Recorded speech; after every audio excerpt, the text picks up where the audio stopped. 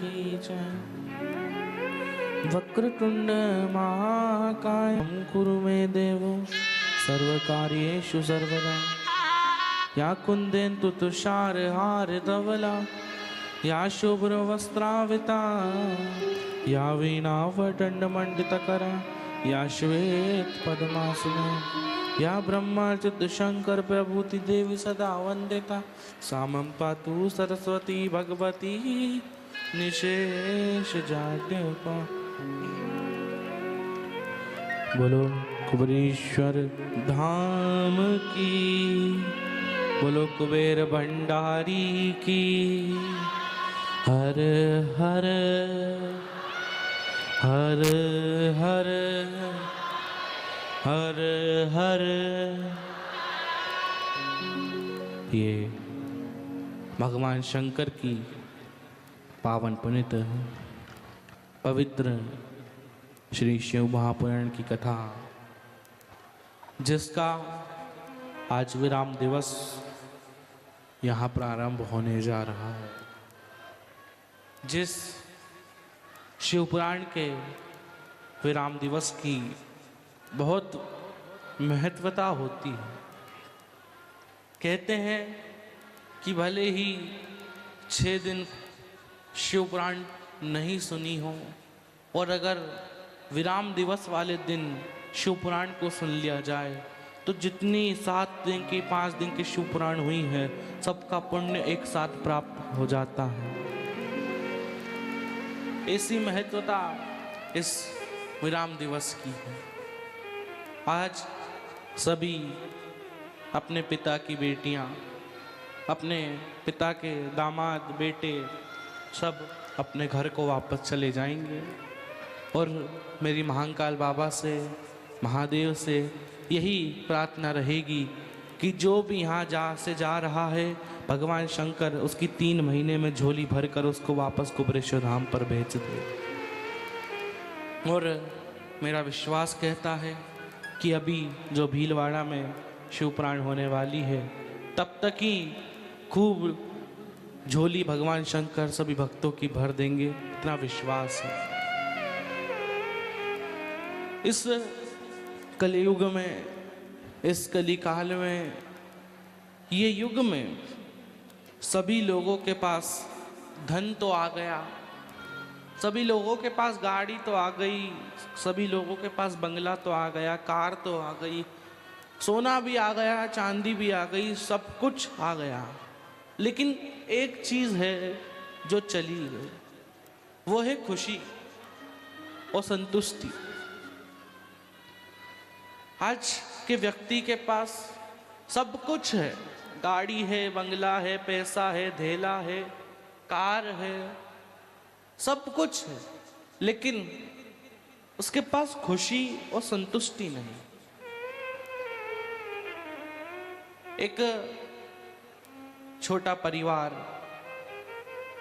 जो ज़्यादा धनवान नहीं है, जब वो भोजन करता है सभी लोगों के साथ में, सभी परिवार वालों के साथ में बैठकर करता है, और वो छोटी छोटी सी चीज़ों में भी खुशी ढूंढता है।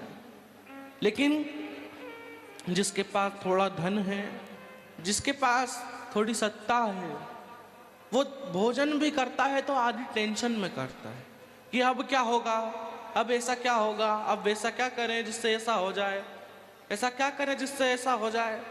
उसको टेंशन है, उसको थोड़ी अपने माइंड में प्रेशर लेना पड़ रहा है। और यही अंतर है एक चौकीदार में और एक जमींदार में। हम लोग चौकी पर बैठते हैं, चार पायों की चौकी पर बैठे, इसका मतलब हम चौकीदार, और आप सभी जमीन पर बैठे हो, इसका मतलब आप सभी जमींदार हैं, आप सभी जमींदार हैं। और एक अलग सुख इसमें प्राप्त होता है। अब हम इस पर तो बैठे ना पालकी बना सके, ना इधर बैठ सके, ना, अब जमीन तो तुम्हारी है, कहीं भी बैठो, ऐसे बैठ जाओ, ऐसे बैठ जाओ, साइड वाली से टिक कर बैठो है? लेकिन जो सुख जमीन पर बैठकर आता है वो चौकी पर बैठकर कहाँ आता है, सोफे पे बैठकर कहाँ आता है। सभी आज के व्यक्ति के पास सब कुछ है, लेकिन उसके पास सुख और संतुष्टि नहीं। सब सोचते हैं कि अभी एक समय आएगा तब हम ये सब छोड़कर हम खूब आनंद करेंगे। कोई कहते हैं अभी तो हमारे कमाने की उम्र है, अभी कोई आराम करने की उम्र है, कमान दो कमान दो, कमाते रहे कमाते रहे कमाते रहे। तुम कहते रहे कि आएगा मौका और एक दिन महादेव ने लगा दिया चौका, तो फिर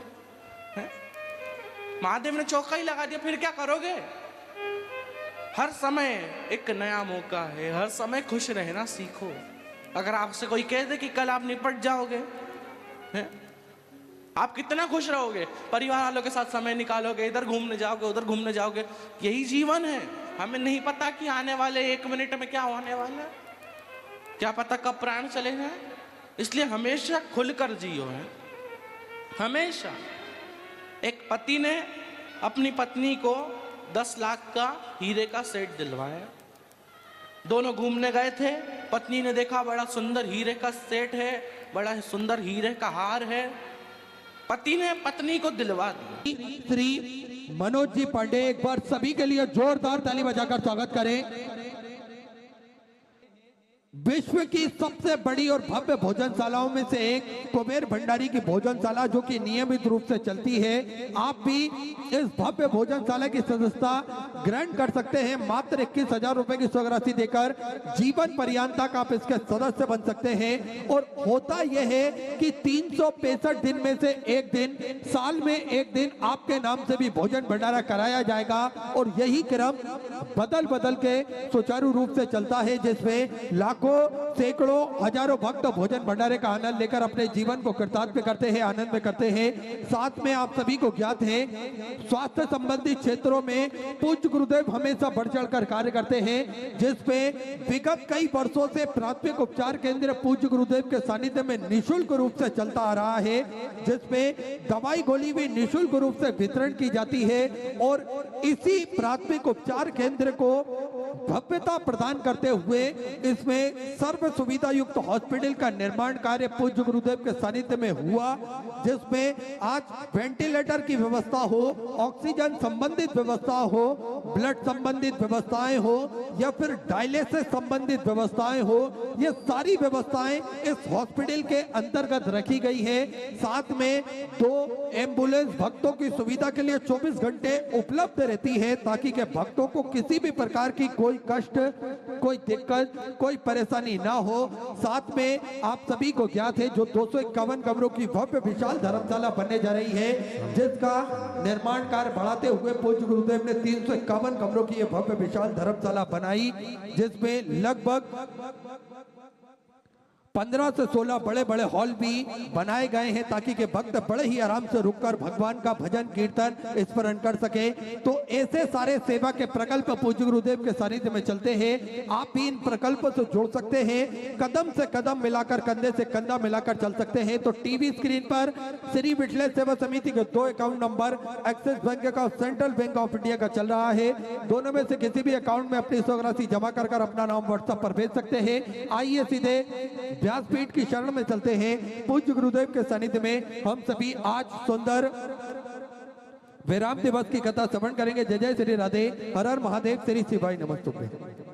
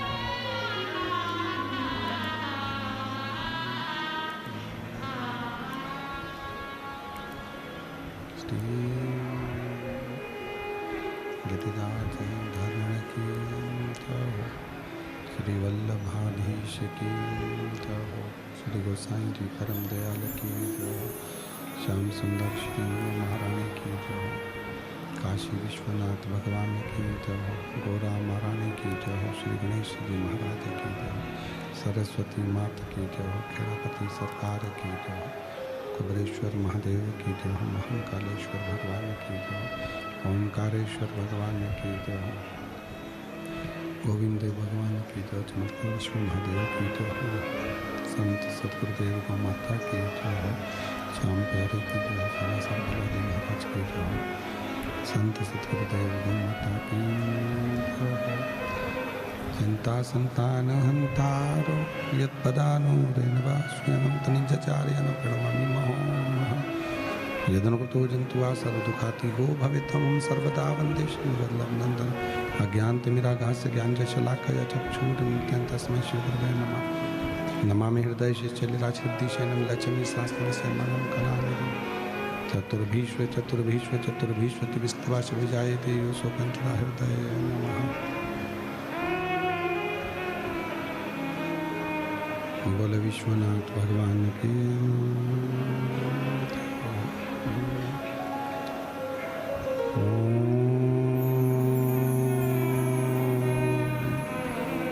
नमः शिवाय।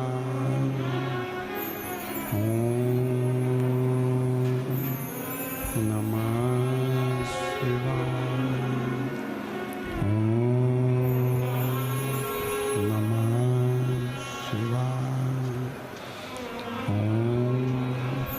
नमः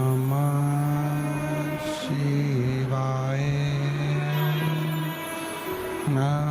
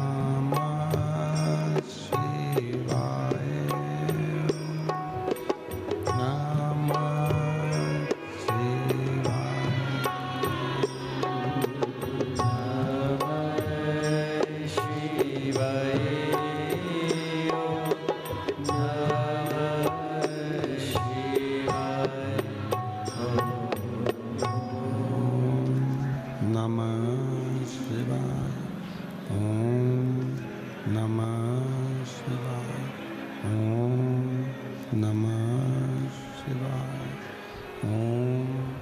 नमः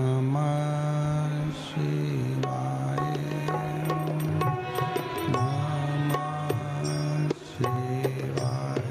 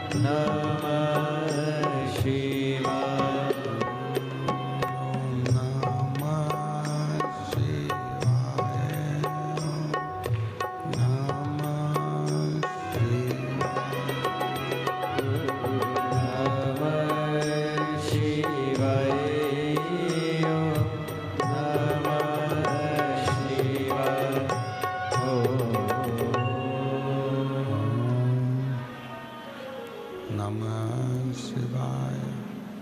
ओम नमः शिवाय। ओम नमः शिवाय। विश्वनाथ भगवान की जय। महाकालेश्वर भगवान की जय। ओंकारेश्वर भगवान की जय। श्री गोविंद देव भगवान की जय। कुबरेश्वर महादेव की जय। हर हर महादेव। हर हर महादेव। हर हर महादेव। हर काशी विश्वनाथ ओगड़दानी त्रिकालदर्शी कैलाशी अविनाशी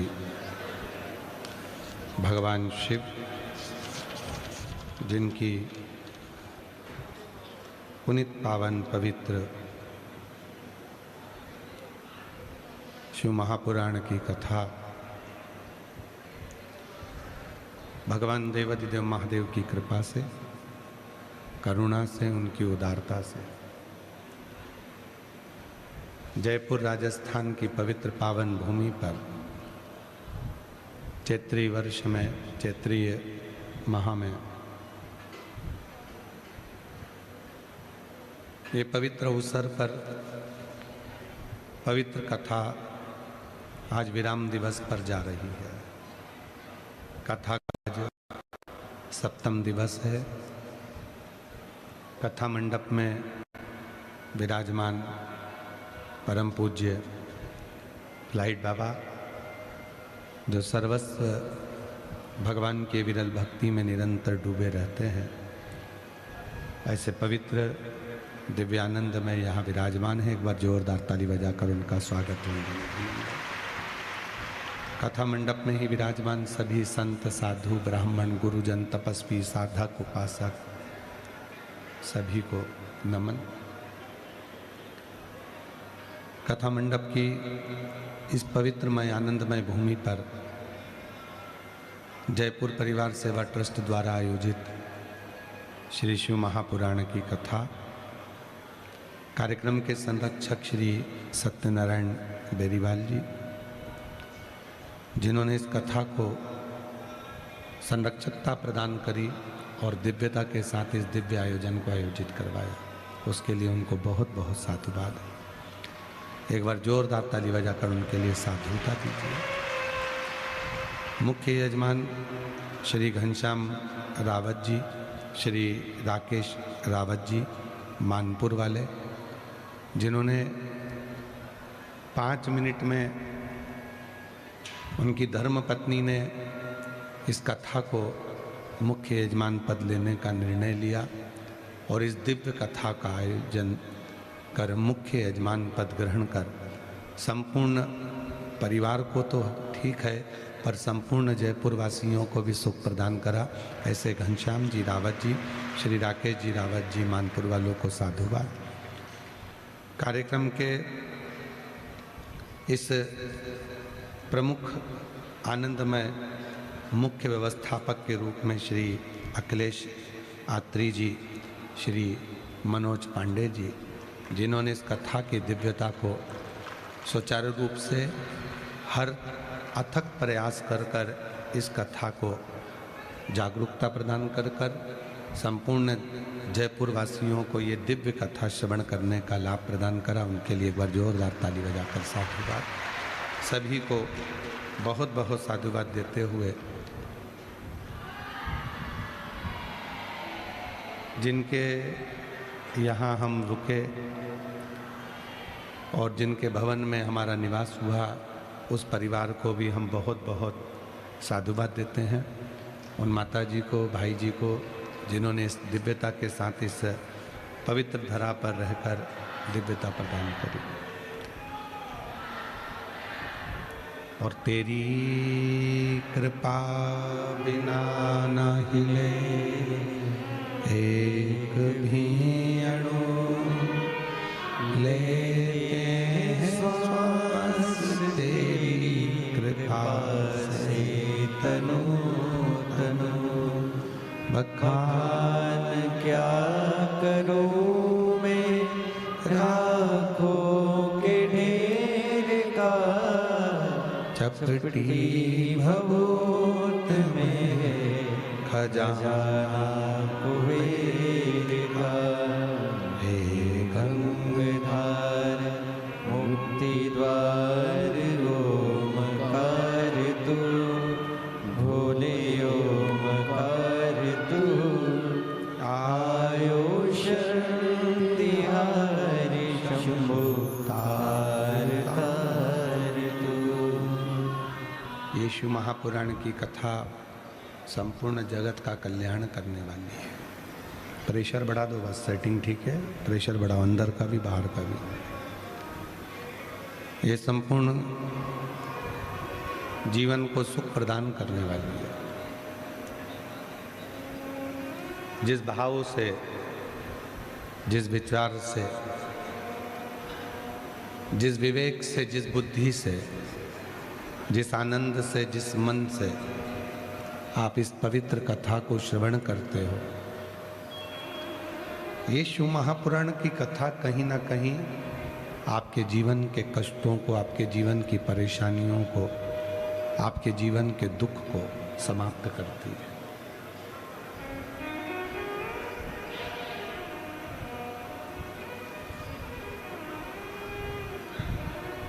आप कितना भरोसा रखकर, कितना विश्वास रखकर, कितनी दृढ़ता रखकर इस पवित्र कथा का लाभ ले रहे हैं। आपका भरोसा कितना है शिव महापुराण के प्रति, ये आपके ऊपर निर्भर करता है। आपका कितना विश्वास है शिव महापुराण के प्रति, ये आपके ऊपर निर्भर करता है। देखो, नौकरी लग जाना एक अलग विषय है, पर नौकरी में हर 2 साल में, 5 साल में प्रमोशन होना, ये एक अलग विषय है।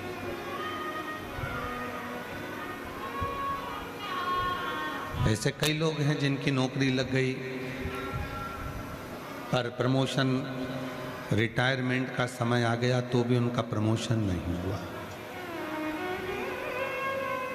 ऐसे कई लोग हैं जिन्होंने नौकरी तो करी पर प्रमोशन ही नहीं हो पाया। पूरी अवस्था निकल गई, 60 साल की पूरी ड्यूटी निकल गई, नौकरी निकल गई, पर उनका प्रमोशन ही नहीं मिला।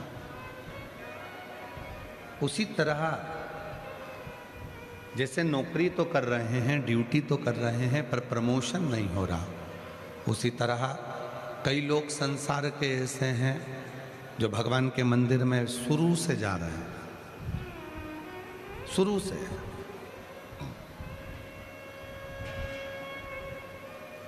कई लोग कहते हैं हम तो बचपन से भगवान के मंदिर जा रहे हैं, पर जो अब भगवान के मंदिर जा रहे हैं उसका फल जो मिल रहा है वो अलग बात है।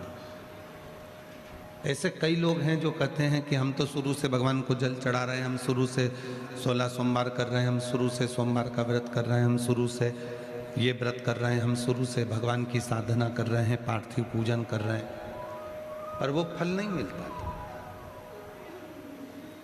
वो फल कब मिलना प्रारंभ हुआ? जब आपने शिव महापुराण की कथा श्रवण करना प्रारंभ करी, आपकी बुद्धि, आपका चित्त, आपका मन कथा में लगना प्रारंभ हुआ, तब भगवान ने तुम्हारा प्रमोशन करना प्रारंभ करा और तुम्हारा आनंदमय सुख देना प्रारंभ करा। ड्यूटी तो हम कर रहे थे। ऐसे कई लोग हैं संसार में जो नौकरी तो करते हैं पर प्रमोशन नहीं हो पाता। उसी तरह कई लोग हैं जो सोमवार का व्रत भी रखते हैं, प्रदोष का व्रत भी रखते हैं, मंदिर भी जाते हैं, जल भी चढ़ाते हैं, पर बाबा उनके दुख नहीं काटता, उनकी तकलीफें नहीं काटता, प्रमोशन ही नहीं कर रहा है। प्रमोशन करने के लिए तुम्हें अपने काम के प्रति लगन रखना पड़ेगी। उसी तरह अपने दुख को मिटाना है तो आपको ईश्वर पर पूर्ण भरोसा कर कर एक लोटा जल चढ़ाना पड़ेगा और शिव की शरणागति रखना पड़ेगा। अरे देख लिया संसार हमने, देख लिया सब मतलब के यार हमने देख लिया। झूठे नाते झूठे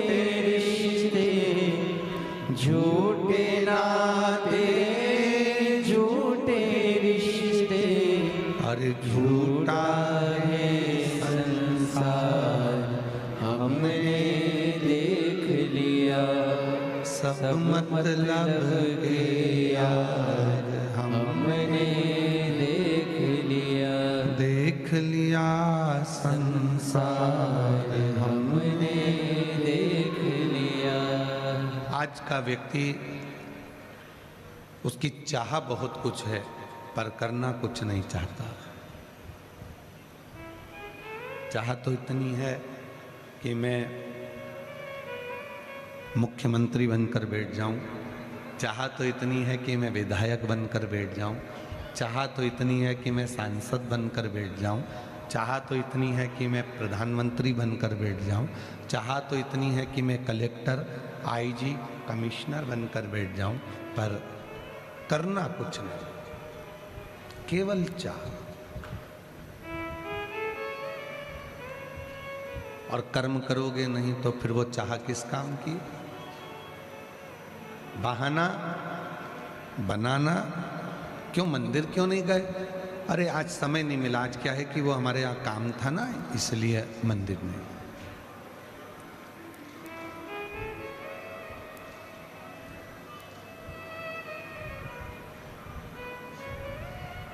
जब आत्री जी कथा लेने के लिए सीहोर आए तो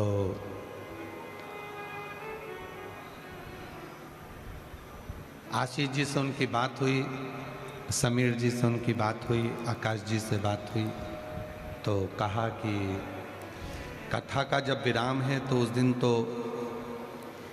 महाअष्टमी है, लोग अपने अपने घर में माता रानी की पूजन करेंगे, तो कथा में कौन आएगा आखिरी दिन? अब एक पंडाल से लेके 7 पंडाल देख लीजिए, पूरे भरे पड़े हुए हैं।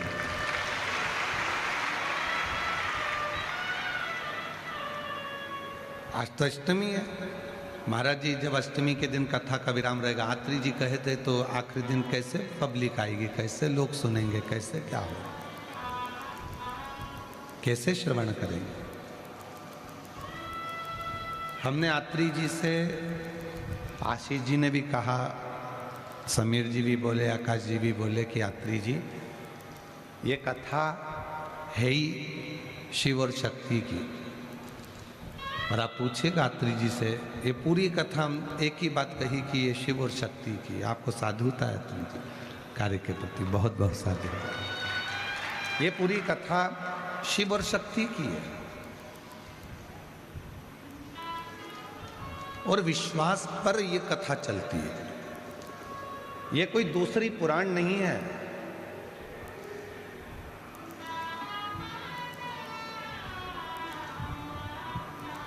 जब इस पुराण के भीतर, शिव महापुराण के अंतर्गत, जब आप थोड़ी देर श्री शिवाय नमस्तुभ्यम का मूल मंत्र का जाप कर कर एकदम चुप हो जाते हो और जब अपने दिल की बात अपने बाबा से कहते हो, तो जितनी सभा में लोग आते हैं, जितने पुराण को सुनने आते हैं, मेरा देव अधिदेव महादेव उनकी झोली में कुछ ना कुछ देना चालू कर देता है,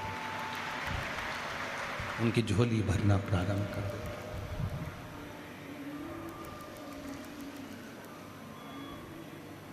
ऐसा नहीं है कि आपके यहाँ पर शिव पुराण नहीं होती है जयपुर में, ऐसा नहीं है कि आपके यहाँ पुराण नहीं बजती, बजती होगी।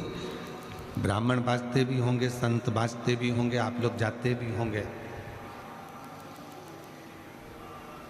फिर कुबरेश्वर बाबा के धाम से ये पोथी आती है, सीहोर से ये बाबा आता है, तो इस कथा में और उस कथा में क्या अंतर रह जाता है हम नहीं जानते क्या अंतर है, पर इतना जरूर जाते हैं कि जब कुबेर भंडारी सीहोर से ये पोथी के रूप में आता है, पंडाल में 7 दिन तक रहता है, तो 7 दिन जो आने वाले हैं उनकी झोलियां भरना प्रारंभ कर देता। इतना क्यों लोग लिखते हैं कि कौन बनेगा करोड़पति की सीट पर बैठना सरल है, पर कुबरेश्वर धाम की व्यासपीठ के सामने जाना कठिन है।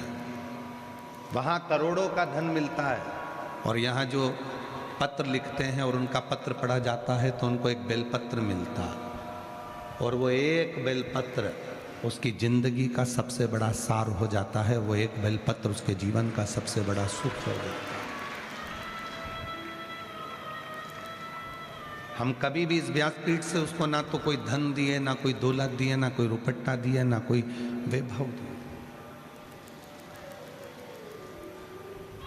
एक बेलपत्र, जिस बेलपत्र ने भगवान कृष्ण की नानी, क्या नाम था भगवान कृष्ण की नानी का? यशोदा जी की मां, नंद बाबा की सास। आप लोग श्रीमद् भागवत कथा सुने होंगे तो उसमें वर्णन आया होगा।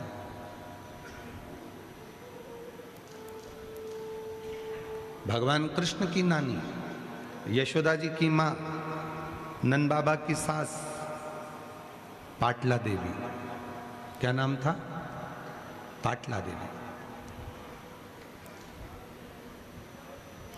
एक बेलपत्र के बल पर यशोदा जी की जितनी बहन थी सबके घर में बच्चे थे, पर यशोदा जी के घर में संतान नहीं थी। और पाटला देवी मां यमुना जी के तट पर जाकर पार्थिव लिंग का पूजन करती थी, और पाटला देवी पार्थिव लिंग का पूजन कर कर एक बेलपत्र शिव को समर्पित करती थी।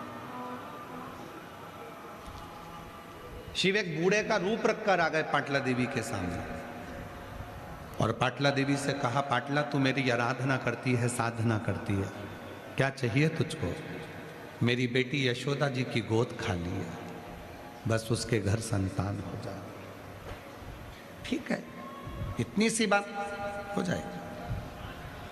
तुम यशोदा जी से जाकर कह दो, नंदराय जी से जाकर कह दो कि श्रावण के महीने की जब पूर्णिमा हो, उस पूर्णिमा के दिन अपने घर पर संत ब्राह्मण को बुलाना, भोजन कराना।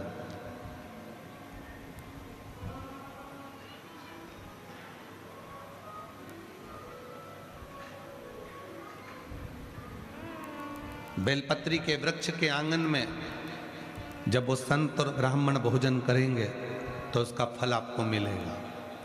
कभी मन कर जाए तुम्हारा शिव महापुराण पढ़ने का, तो गीता प्रेस गोरखपुर की शिव पुराण लेकर आना, उसको पढ़ना। उसमें वर्णन आता है कि एक बेलपत्र के वृक्ष की छांव में जब हम किसी ब्राह्मण, संत, साधु, गुरुजन, बहन, बेटी, दामाद, भांजा, भांजी, बेटी, जमाई, किसी को भी अगर मुख झूठा कराते हैं तो 1 करोड़ गौदान के बराबर और हजारों अश्वमेध यज्ञ के बराबर पुण्य फल प्राप्त हो जाए।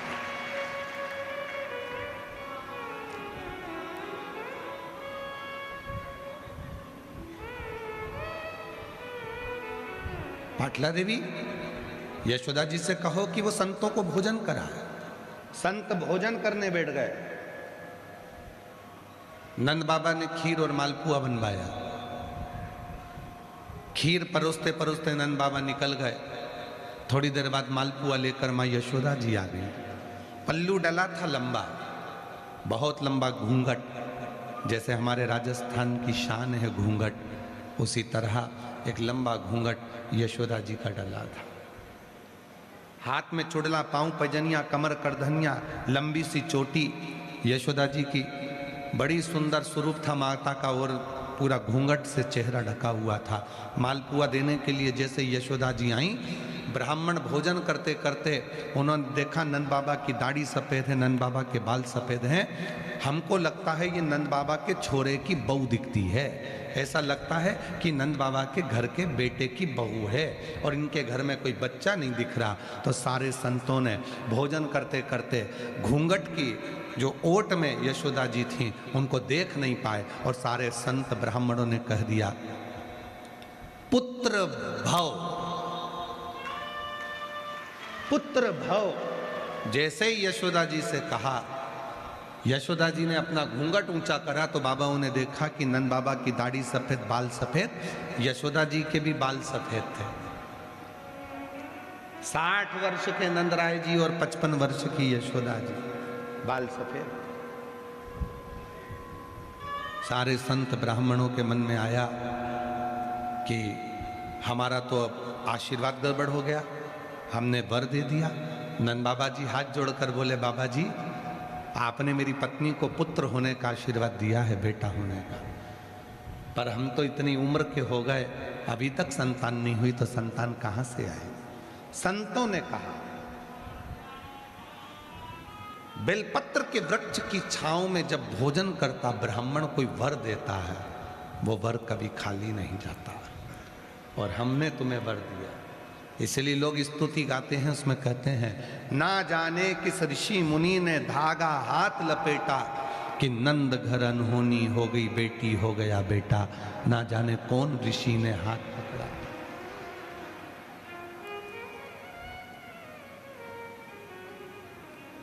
कौन ऋषि?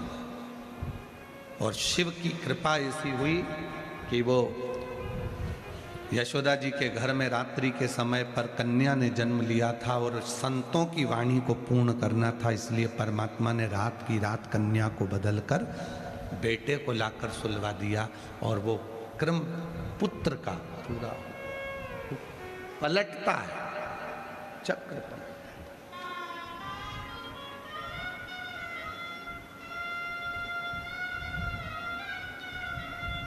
आज कथा का विराम है मेरी जीजियों, मेरी बेटियों, मेरे बेटाओं, मेरे बुजुर्ग माँ बाप, मेरे जमाई, मेरे जीजा।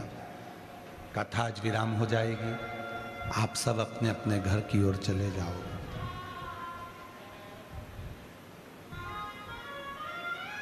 पर मायके में 7 दिन जो आपने शिव महापुराण की कथा इस पंडाल के अंदर बैठकर सुनी है, तुम भले घर चले जाओ, पर 7 दिन जो तुमने बाबा को निमंत्रण दिया है अपने घर में आने के लिए, आपका दुखड़ा मिटाने के लिए, आपकी गोदी भरने के लिए, आपका सुख प्राप्त करने के लिए, मेरा भोले बाबा तुम्हारे पीछे पीछे तुम्हारे घर तक जरूर आएगा और तुम्हारा दुखड़ा मिटाएगा।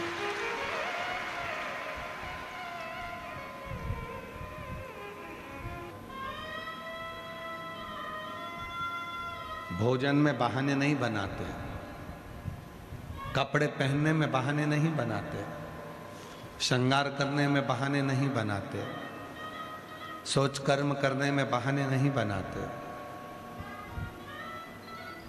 घूमने जाने में बहाने नहीं बनाते।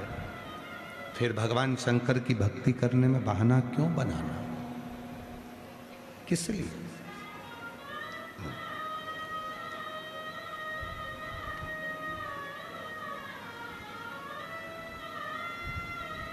कल एक किसी बहन जी ने कोई मैसेज करा सीहोर, और सीहोर से वो मैसेज आशीष के पास आया और आशीष ने फिर हमें बताया कि गुरुजी बोले कि जब दुख आए तो अपने पुराने समय का जो तुमने सोमवार का व्रत करा है, जो तुमने प्रदोष करी है, जो तुमने व्रत धारण करा है, तुमने शिव जी को जल चढ़ाया है, पार्वती मैया अपने बचपन के किए हुए पुण्य को याद करती है,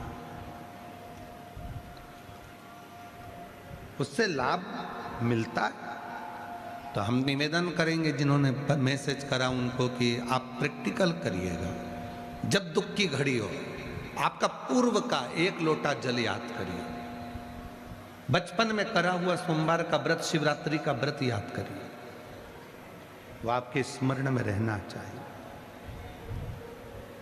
और केवल सीहोर वाला बाबा इतना ही नहीं कहता, हम तो यहां तक कहते हैं, जब तुम्हारे बच्चे बड़े होंगे तो तुमसे कहेंगे तुमने हमारे लिए क्या करा।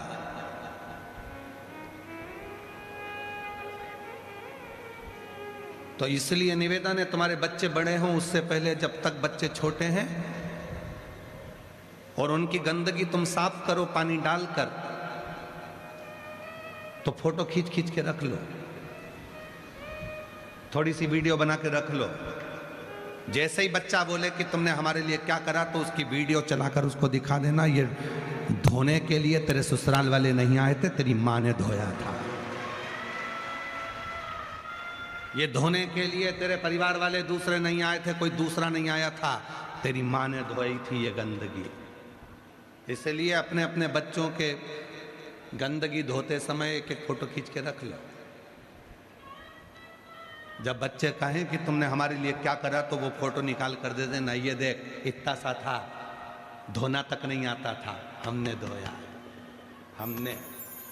और जो कहते हैं तेरे दोस्तों वो नहीं आए थे, ना तेरी आंटी आई थी, ना तेरे अंकल आए थे, हम केवल मैं धोती थी गंदगी को। बच्चे को हॉस्पिटल लेकर जाऊं तो एक फोटो खींच कर रख लो। कोई नहीं आया था तेरी दुख की घड़ी में जब तू बीमार पड़ा था। ये थी तेरी माँ, तेरा बाप सामने खड़ा था, फोटो दिखाना।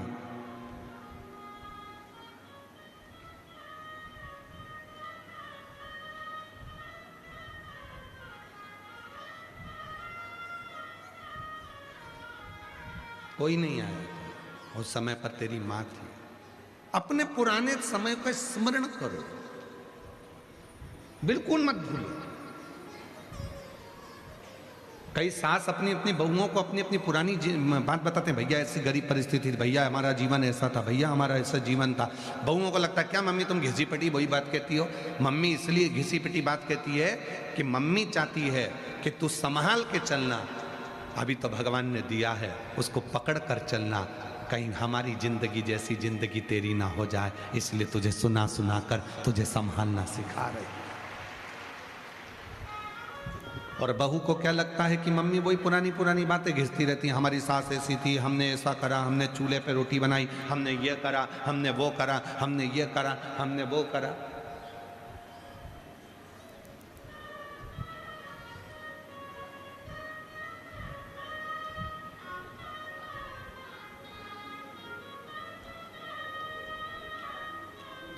अभी कोई गैस की कमी है नहीं। पूरा भारत जो एक तरह से एक मुद्दा उठाकर बैठा है, गैस की कमी हो गई, डीजल की कमी हो गई, पेट्रोल की कमी हो गई, कोई कमी नहीं है, भरपूर है, सब कुछ है। और हम तो कहते हैं कि एकांत बार कमी हो भी जाए ना, और तुम जब लकड़ी पर भोजन बनाओ तब तुमको याद आए कि हमारी पुरानी जिंदगी क्या थी और हमारा पूरा जीवन क्या था, कैसा जीवन था हमारा, कैसी जिंदगी थी हमारी। उसका स्मरण करो, पुराना पूर्व का स्मरण करो। और हम आज कहें आप लोगों से, पूरे जयपुर वासियों से, और जितने श्रोता टीवी पर कथा सुन रहे हैं, सोशल मीडिया पर सुन रहे हैं, जो लाखों की संख्या में इस कथा को सुनते हैं, करोड़ों करोड़ों लोग इस पवित्र कथा को श्रवण करते हैं, उनसे एक बात कहें कि एकांत में जब बैठा करो, या दुकान पर तुम्हारे ग्राहक कम हो, या तुम ऑफिस में फुर्सत में हो, या घर पर काम पूरा खत्म कर लो और थोड़ी देर फुर्सत में बैठो ना, तो थोड़ा अपना चित्त लगाकर भगवान शंकर से बात करा करो कि बाबा तू बड़ा धन्य है, बड़ा धन्य, मेरा शरीर अच्छा बनाया तू, अच्छा पति दिया, अच्छी पत्नी दी, अच्छे बच्चे दिए, बड़ी कृपा तूने करी। और कितनी बड़ी कृपा करी कि मुझे जयपुर में कथा सुनने का मौका दे दिया और मैं जाकर कथा भी सुन, बड़ी कृपा।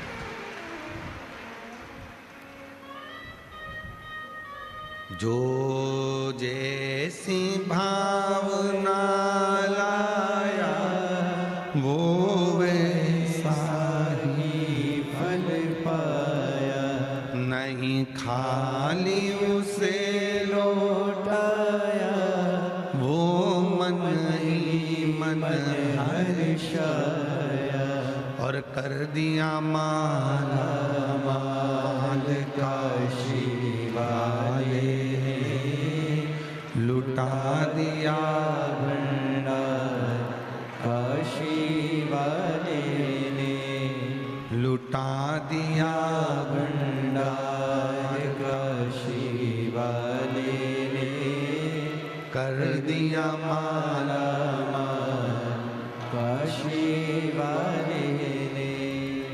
शिव को पहचानने की एक दृष्टि तुम्हारे पास में होना चाहिए।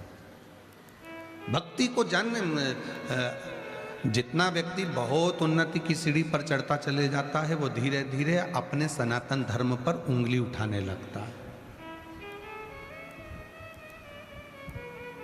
पर हम हमारे जजमान परिवार को, रावत परिवार को, हम बेरीवाल परिवार को, हम जितने जितने भी इस पवित्र कथा के जो मूल सूत्रधार बने हैं उनको धन्यवाद देते हैं कि बाबा ने आपको धन दिया पर आपका समर्पण अपने सनातन धर्म के प्रति रखा।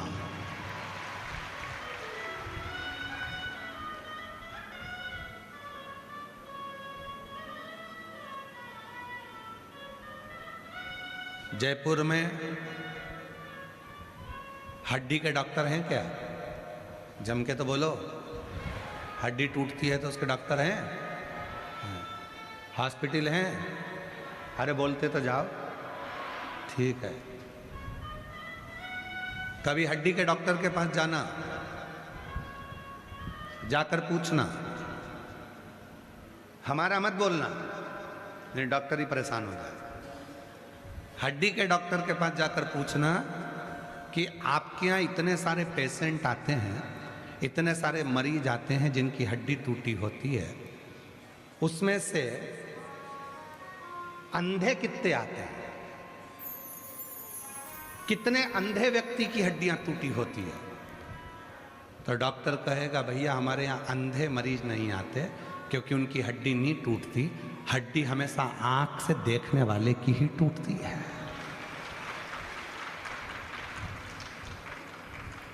हड्डी अंधे की नहीं टूटती क्योंकि उसने एक छड़ी अपने साथ में रखी है, डंडा अपने साथ में रखा है, वो छड़ी को पकड़ कर चलता है तो ठोकर खाकर गिरता नहीं है।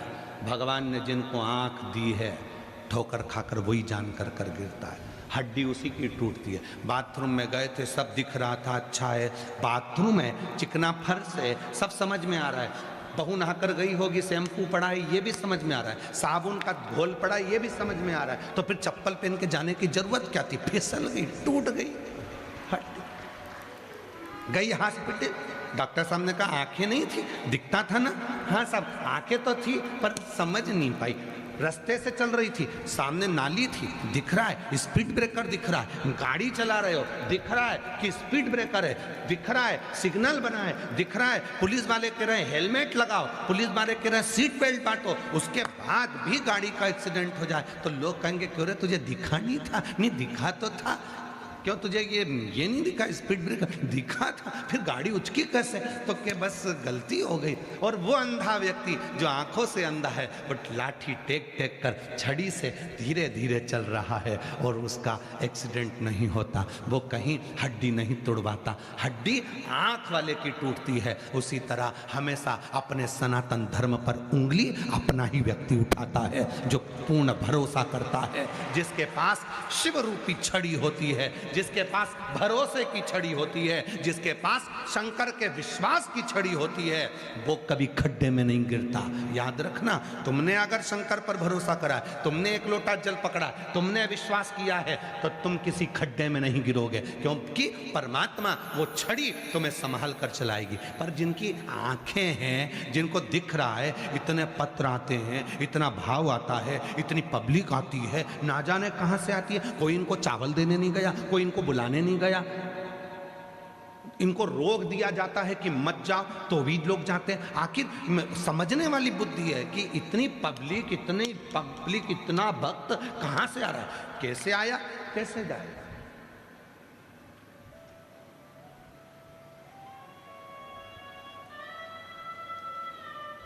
विचार करने वाली बात है कि शिव जी कितनी कृपा करते होंगे, कितनी करुणा करते होंगे। हम छड़ी को छोड़ दिए, हम शिव को छोड़ दिए।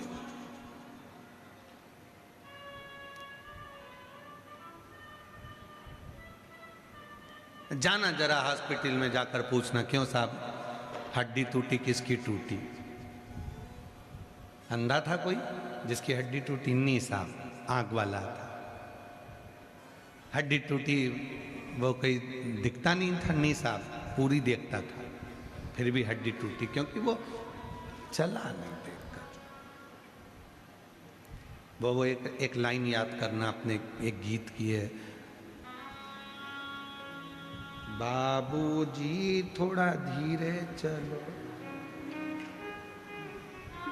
स्पीड ब्रेकर आगे बढ़ा है, थोड़ा सावधानी से चलो। और एक गीत और है, आजू देखो बाजू देखो तब चलो। हम क्यों भटक रहे हैं? हम किस लिए भटक रहे हैं? हम क्यों भटकने जा रहे हैं? आगे खड्डा है और वो खड्डे में ना जाने कितने घिरते चले जा रहे। किसी को लग रहा है कि साहब फैशन में ही सब कुछ है, किसी को लग रहा है कि व्यसन में ही सब कुछ है, किसी को लग रहा है कि धन में ही सब कुछ है, किसी को लग रहा है कि बस हमने बहुत कुछ बंगला बना लिया इसी में सब कुछ है। बंगले में सब कुछ नहीं हो सकता। बंगले में जितने सदस्य रह रहे हैं उनके भीतर यदि शांति होगी, प्रेम होगा तो बंगला शोभा देगा। धन में सब कुछ नहीं है, शरीर का सुख होगा, निरोगी काया होगी तो सब कुछ आनंदमय होगा। करोड़ों का धन हो और काया ही निरोगी नहीं हो तो फिर किस काम का वो सुख है, किस काम? सामने खड्डा दिख रहा है। बुद्धि भगवान ने तुमको दी है। बड़ी बड़ी होटल ढाबे लिखे रहते हैं और जाओ जरा गाड़ी लेके ढाबे पे जाओ तो सही, जरा रोड के किनारे किनारे देखो ढाबे लिखे हैं। ढाबे पर लिखा है, एक तरफ लिखा है वेज, एक तरफ लिखा है नॉन वेज। कितना समझदार ढाबे वाला होगा, उसने दोनों चीज लिखी, वेज नॉन वेज,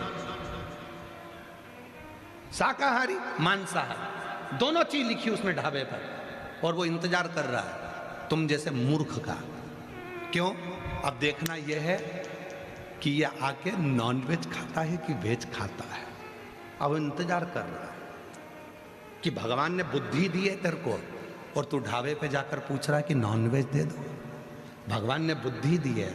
कितने पकवान, राजस्थान जैसी मिठाइयाँ पूरी दुनिया में कहीं नहीं बन सकती जो राजस्थान में बनती है।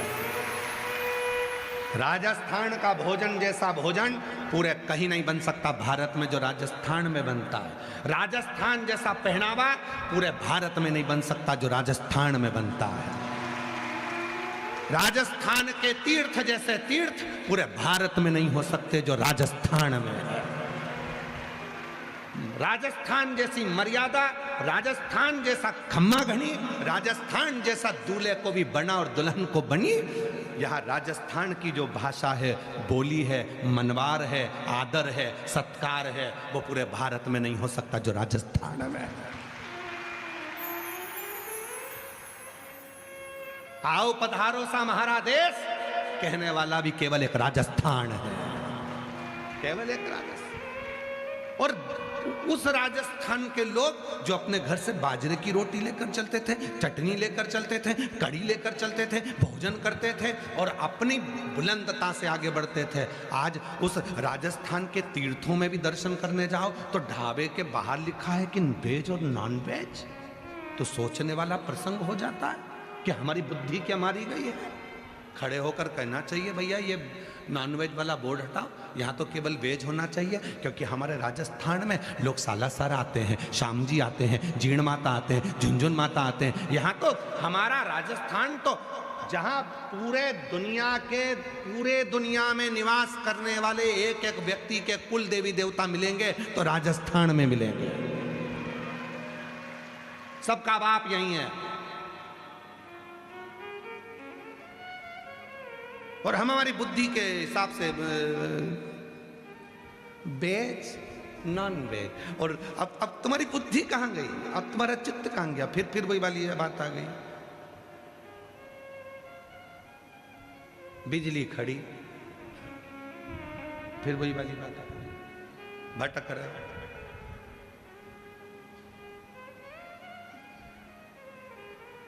कहा हम भगवान को मानते नहीं हैं। मत मानो, कम मानते हो कि जब प्रूफ मिले कि भगवान है। बाबा जी लोग कहते हैं प्रूफ मिले कि भगवान है तब हम मानेंगे। एक व्यक्ति ने हमसे भी यही कहा कि प्रूफ दिखाओ भगवान है तब हम मानेंगे। मतलब तुम्हें प्रूफ मिलना चाहिए तब तुम मानोगे? हाँ ठीक है। तो हमने कहा चलो हमारे साथ। हम उसको ले गए, एक बिजली का तार, उस पर कवर नहीं था। हमने कहा इसको छू ले, अरे करंट होगा। तो आप वो करने लगा करंट होगा। हमने कहा हम कैसे मान ले, छू के बता, पकड़ेगा तो मालूम पड़ेगा कि करंट होगा। छू, हम कैसे मान सकते हैं कि हम नहीं मानेंगे? जब तू नहीं मान सकता तो हम भी नहीं मान सकते। तू करंट को छू, लग जाए तो माने, नहीं लगे तो फिर उसने कहा लगेगा मेरे को, मरूंगा मैं, बताएगा कौन? तो हमने कहा हम बताएंगे कि ये कह रहा था कि हम नहीं मानते, तो हमने इसको कहा हम भी नहीं मानते, बता, पकड़ के। और ये नहीं कर सकता तो हमने कहा चल दुकान चलते हैं मेडिकल, वहां से जहर लेते हैं। मेडिकल पे हमने कहा दे इसको जहर की पुड़िया दे। तो कहा, हमने पूछा ये क्या है? तो क्या विष। हमने पूछा क्या होता है इससे? क्या आदमी मर जाता है। हम तो मान ही नहीं, हम काय को माने कि मर जाता है?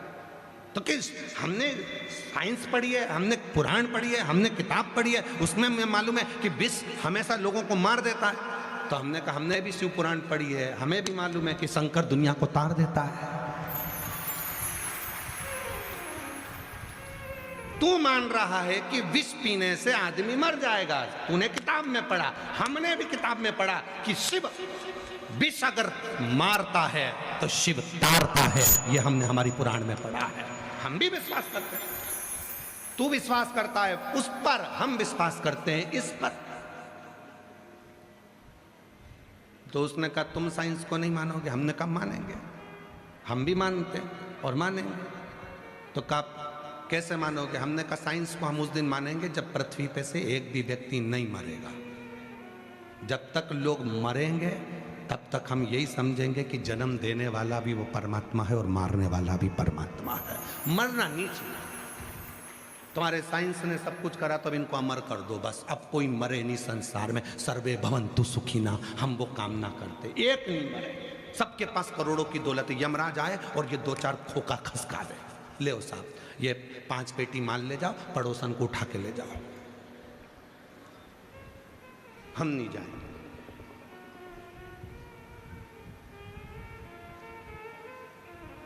ए भाई, दुनिया में हम आए हैं तो जीना ही पड़ेगा। जीवन है अगर जहर तो पीना ही पड़ेगा। इस संसार सागर में यदि आए हो तो दुख भी झेलना पड़ेगा, खुशियां भी जिंदगी में आएगी, सब कुछ होगा इस जीवन में। बस इतना याद रखना, शिव की शरणागति का स्मरण रखना। हम शंकर को भजते हैं, हमारे पास प्रमाण है कि शिव हमारा है। हमारे जीवन का दुख वो काटेगा। मिलेंगे तर्क करने वाले, हम भगवान को नहीं मानते, हम भगवान को नहीं मानते। मत मानो, तुम्हारे मानने से क्या होता है? तो हम भी तुम्हारे लिए इसको नहीं मानते कि ये चीज हो सकती है। हम काय को माने? पी के बताओ विष किससे लोग मरे, पी तब हम माने। लगा करंट को हाथ तब हम माने। हम भी नहीं मानते, मानेंगे हम जानते हैं कि विष मार देता है, पर इतना भी जानते हैं कि मेरा शिव तार देता है, शंकर तार।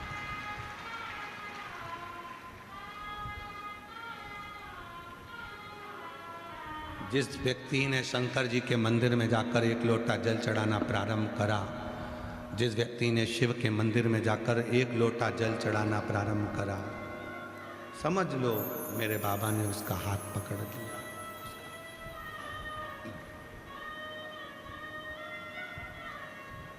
फूलों की कलियों में, काशी की गलियों में, फूलों की कलियों में, काशी की गलियों में, तेरे बिना कुछ कहीं ना, तेरे बिना भी क्या जीना। ओ शंभू रे, तेरे बिना भी क्या जीना। ओ बाबा रे, तेरे बिना भी क्या जीना। फूलों की कलियों में, काशी की गलियों में, फूलों की गलियों में, काशी की गलियों में, तेरे बिना कुछ कही ना, तेरे बिना भी क्या जीना। ओ बाबा रे तेरे बिना भी क्या जीना। ओ शंभु रे तेरे बिना भी क्या जीना। हम कैसे जिए उसके बिना, कैसे? एक क्षण उसके बिना ठीक नहीं लगता।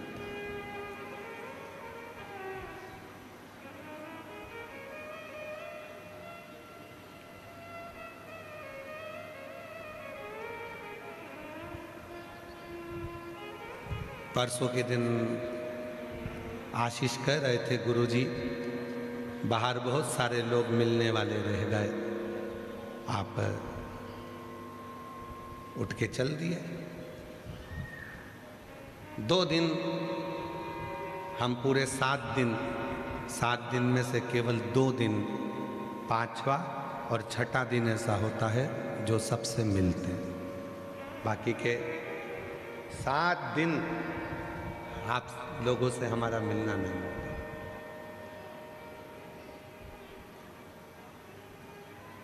उसका कारण है हम नहीं मिलते हैं। उसका एक कारण है कि आप लोग हमारे पास में आए और हमको प्रणाम करें, नमन करें, हमारा यश गुण गाएं, ये हमको पसंद नहीं है। हम चाहते हैं कि जिस शंकर ने हमको दिया है उस शंकर का गुणगान तुम भी गाओ, बस उससे हमसे नहीं।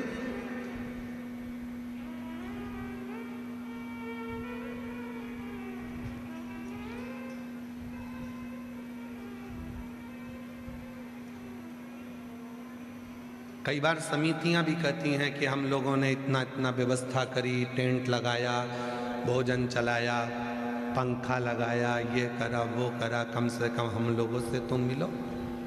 तो हम उनसे भी कह देते हैं, तुमने कथा सुनने के लिए कथा करवाई है, हमसे मिलने के लिए नहीं।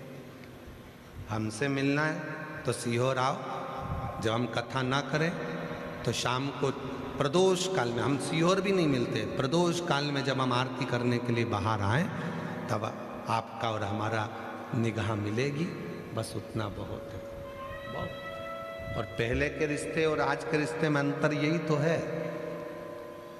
पहले के रिश्ते और आज के रिश्ते में अंतर यही है। बाबा जी, पहले शादी होती थी तो ना लड़के के पास मोबाइल था ना लड़की के पास मोबाइल था, ना दोनों होटल में मिलते थे।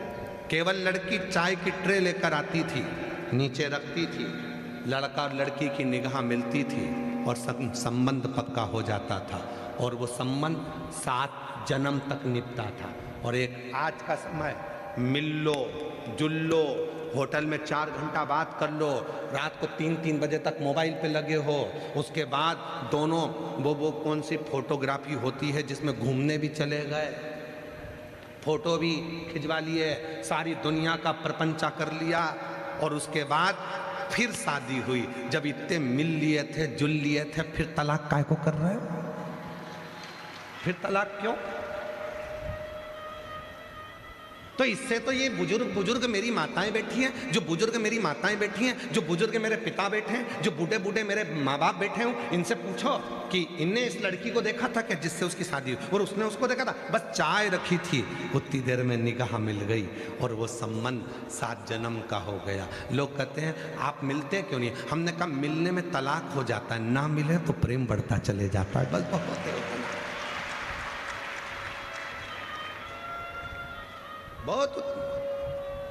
और वो आज तक नहीं बढ़ा। अभी हम कल की बात बता रहे तुमको, श्री सत्यनारायण बेरीवाल जी और उनकी धर्म पत्नी, उनके बच्चे यहाँ हाथ पकड़ कर लेकर आए, तो पति उधर खड़े थे, पत्नी थोड़ी आगे आ गई थी, उनको मालूम है कि थोड़ा इनको चलने में तकलीफ हो रही है, तो पत्नी ने तुरंत कहा, गुरुजी एक बेलपत्र और दो। कल आप मांगे थे, एक बेलपत्र और दो। तो हमने पूछा क्यों? तो कहने लगे वो सीढ़ी नहीं चढ़ पाएंगे, हमारे उनके लिए दो। इसको प्रेम कहते हैं, इसको समर्पण कहते हैं, इसको स्नेह कहते हैं।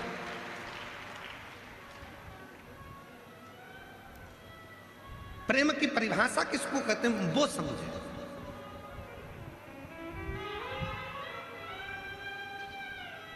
प्रेम कहते किसको? केवल केवल दिखावा प्रेम नहीं है।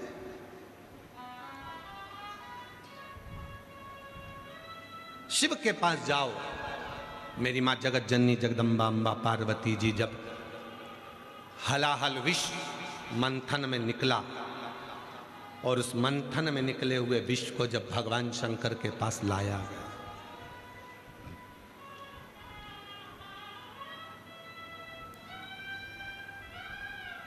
क्या लेकर आए हैं भगवान शंकर के पास में?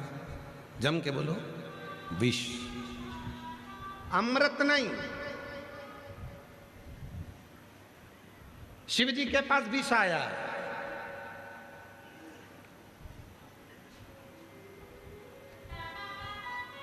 एक गांव में एक व्यक्ति कथा कर रहा है, तो कथा करते करते वो जजमान से लड़ लिया। जजमान बोले लड़ाई, हमने पूछा क्यों लड़ लिया? तो लड़ाई इस बात की हुई है कि वो साड़ी चढ़ाया भागवत जी पे, तो ऐसी चढ़ाया कि जो कोई पहन ना सके। तो हमने कहा शिव पुराण पढ़ लेते एक बार, उसमें लिखा है शंकर जी के पास विष आता, अमृत नहीं। मायके से साड़ी मिलती है, रिश्तेदार साड़ी दिलवाते हैं, कहीं से साड़ी लाती हैं, तो माताएं सबसे अच्छी साड़ी होती है, अगर कहीं मायके से मिली है बहुत अच्छी है तो उसकी पीको फाल लगा के तैयार करके पहन लेती हैं। और थोड़ी भी गड़बड़ है तो बहू को दे देती है, और अच्छी है थोड़ी बहुत तो बेटी को दे देंगी। और अगर मान लो वो बेटी को देने के लायक नहीं है, पहनने के लायक नहीं है, बेटी को बहू को भी देने के लायक नहीं है, तो उसको घड़ी करके बढ़िया तैयार करके और सिर पे पल्लू लेके कहीं भागवत जी होगी,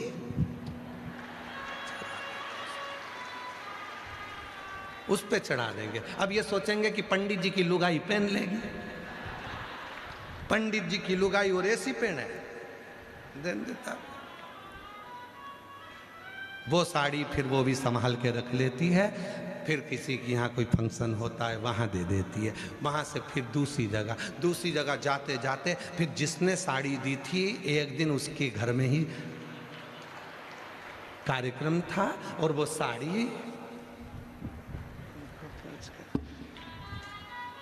जैसे गिफ्ट खोला तो मालूम पड़ा अपनी है। इतने में बहू बोली, मम्मी तुमने तो ये कथा में चढ़ाई थी, बताओ महाराज की लुगाई ना जाने किसको दिया, बताओ।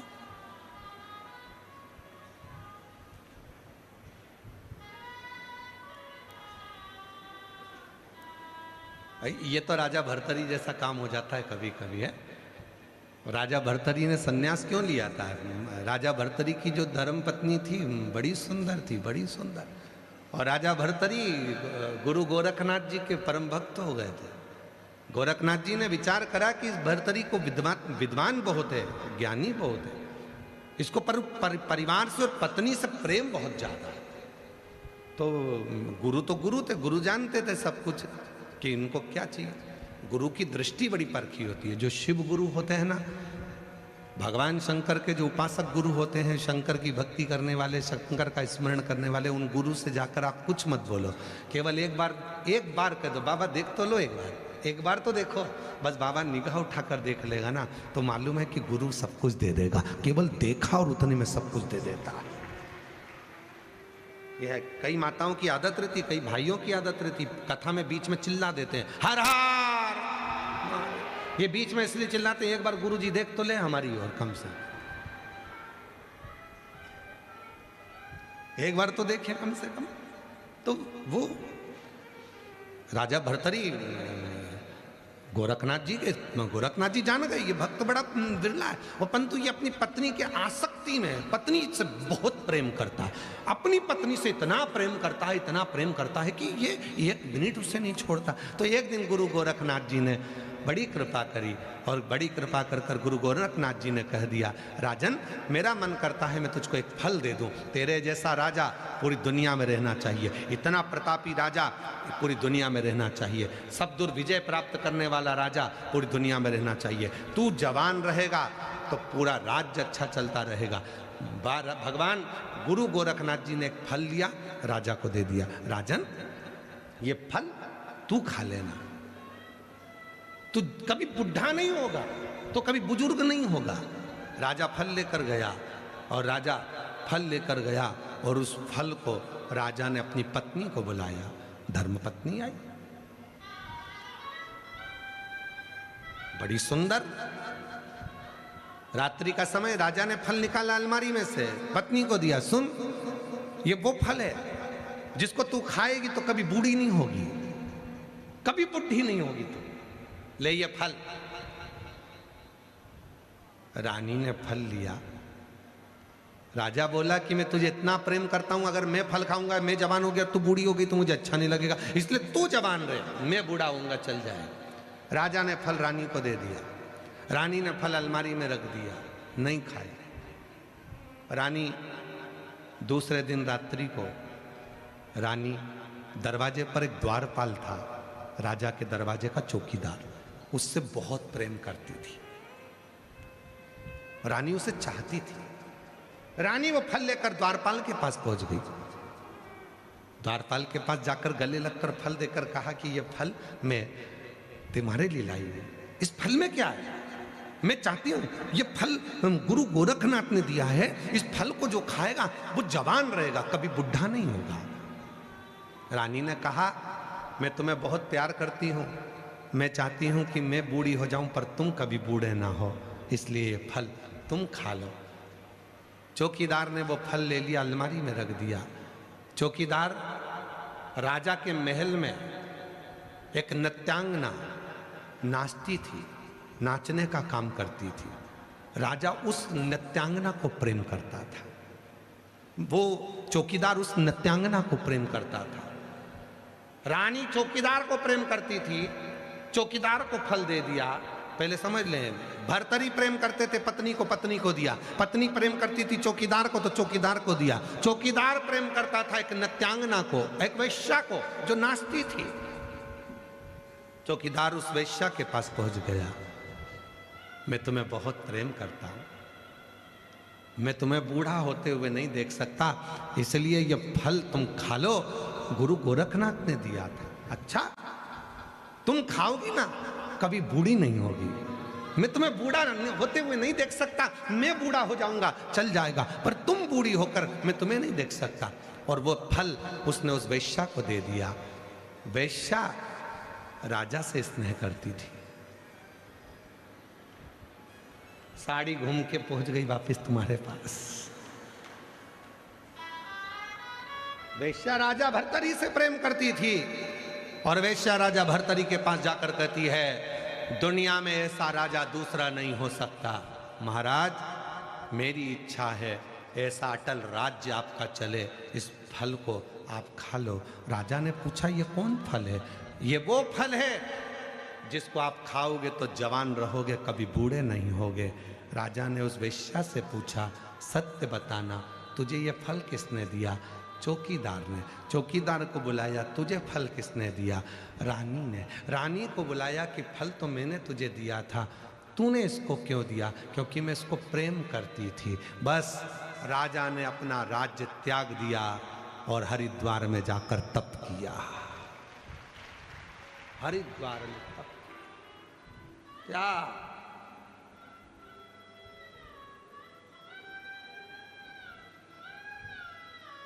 दुनिया के लोगों को लगता है कि ये सब मेरे अपने, मेरे बेटा मुझे चाहता है, मेरी बहू मुझे चाहती, मेरी बेटी मुझे चाहती, मेरे नाती मुझे चाहते, मेरे पंथी मुझे चाहते, मेरा पति मुझे चाहता, मेरी पत्नी मुझे चाहती, मेरा भाई मुझे चाहता, मेरा बंधु मुझे चाहता।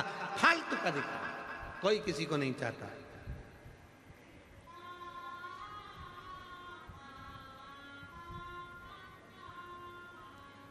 शिव कथा कर रही है, इसलिए ये शिव महापुराण की कथा करी। खूब कमाओ, अपनी कैपेसिटी से ज्यादा 4 गुना कमाओ। मेहनत कम मत करना, परिश्रम कम मत करना, एजुकेशन कम मत करना, पढ़ाई खूब करो, अच्छी नौकरी के लिए अप्लाई करो, खूब मेहनत करो, 4 गुना कमाओ।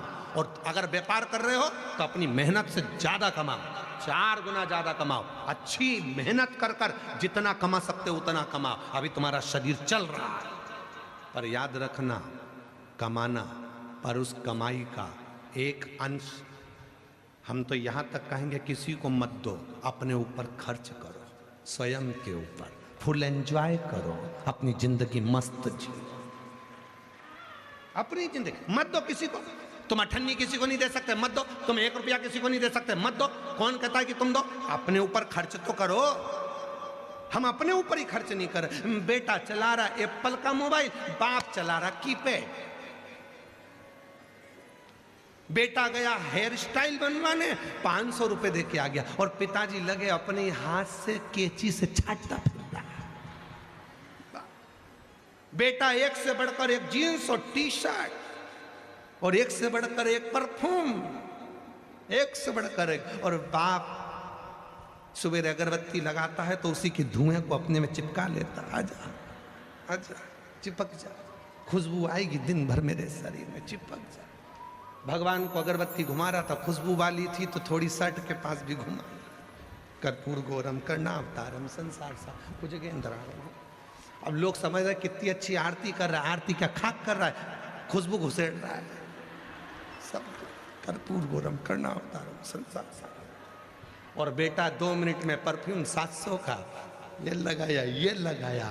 पिताजी वही गाड़ी को दिन भर रमा रहा है जो कन्यादान में मिली थी पापा की शादी में। वो गाड़ी आज तक चल रही, और बेटे नई नई गाड़ी जिसमें ओंधे हुए जा रहा है, ऐसी गाड़ी। और पिताजी कमा कमा कर मर गए। आखिरी में घर में इतना बड़ा फोटो टंग गया, प्लास्टिक के फूल की माला चढ़ गई। पंखा चलता तो माला हिलती, बहुएं कहती पापा खुश हो रहे। अरे पापा खुश नहीं हो रहे, पापा कह रहे बेटा हम भी कमा कमा के मर गए, फोटो में टंग गए, एक दिन तुम भी टंग जाओगे, इसलिए शिव पुराण में चले जाओ। कथा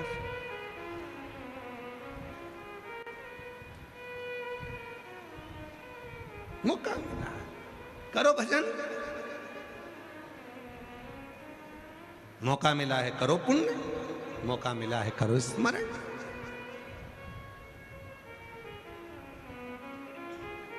अरे मिलती है शिव नाम की दौलत कभी कभी, होती है अपने जयपुर में शिव पुराण कभी कभी। दौलत को पाके तुम कभी अभिमान ना करो, दौलत को पाके तुम कभी अभिमान ना करो। माटी में मिल जाए दौलत कभी कभी, माटी में मिल जाएगी दौलत कभी कभी। बेटों को पाके तुम कभी अभिमान ना करो, बेटों को पाके तुम कभी अभिमान ना करो। बन जाते हैं पड़ोसी ही बेटा कभी कभी मिलती है शिव नाम की दौलत कभी कभी। होती है अपने जयपुर में शिव पुराण कभी कभी। बड़ी मुश्किल से मिलती है, बड़ी मुश्किल से। भागवत कराना सरल है, राम कथा कराना सरल है। भागवत कराओगे 1 टेंट 2 टेंट 3 टेंट, इससे ज्यादा क्या टेंट लगाओगे? राम कथा कराओगे 1-2 टेंट लगाओगे, इससे ज्यादा क्या टेंट लगाओगे? और यहाँ जितने दिन पुराण चलती है उतने दिन टेंट बढ़ाना पड़ता है। जितने दिन पुराण चलेगी, आत्री जी से पूछो, वो पांडे जी उनसे पूछो, जितने दिन कथा चल रही होगी उतने दिन टेंट बढ़ाओ। बोलो समिति सही है कि गलत है? समिति बोलो सही है गलत है? उतने दिन टेंट बढ़ाओ। चलो शाम को लग जाओ, यहाँ बढ़ाओ, यहाँ बढ़ाओ, यहाँ बढ़ाओ, बढ़ाओ, उधर बढ़ाओ, उधर बढ़ाओ। प्रशासन भी कहती है व्यवस्था सही करो, अच्छे से करो, कथा करा रहे हो खूब अच्छी व्यवस्था करो, टेंट बढ़ाओ और बढ़ाओ और बढ़ाओ। चारों तरफ से गिरवा दिया टेंट ही टेंट, टेंट ही टेंट, टेंट ही टेंट। जितने तो कुंभ में टेंट नहीं लगे थे उतने जयपुर में लगवा दिए टेंट। शिव को जाना, कथा शिवपुराण कोई सरल है? भगवान शंकर की ये पवित्र कथा शिव महापुराण कोई सरल है? शिवपुराण कोई सहजता है? होती है अपने जयपुर में शिव पुराण कभी कभी। ये जयपुर में हो रही है, कहीं प्रभु की कृपा है। और जितने जितने हम फिर निवेदन करेंगे घनश्याम जी रावत जी को, श्री राकेश जी रावत जी को, श्री सत्यनारायण बेरीवाल जी को और ये पूरी समिति को हम साधुवाद देंगे। कहीं पूर्वजों ने तुम्हारी भाग्य में, तुम्हारे माता पिता ने कोई पुण्य करा होगा, तुम्हारे दादा परदादा ने कोई पुण्य करा होगा, जो आज ये कथा के यजमान बनकर रावत जी आप बैठे हो। ये मैं पूरा पूरा साधुवाद आपको और बेरीवाल जी को बहुत बहुत साधुवाद देता हूँ, सारी समिति को साधुवाद देता हूँ। कोई पुण्य तुम्हारा होगा जिसके कारण बच बैठे। कठिन है, बहुत कठिन। कर लो, खूब कमाओ, खूब मेहनत करो। ऐसा कोई लक्ष्य नहीं है जिस लक्ष्य तक तुम नहीं पहुंच सकते, पर अपने ऊपर भी खर्च करो, अपना भी ध्यान रखो, खूब अच्छे से जीवन जियो, खूब आनंद में रहो, खुश रहो। ऐसा नहीं कि टेंशन लेते लेते लेते लेते बीमार पड़ जाओ। खूब एंजॉय, खूब एंजॉय, खुश रहो।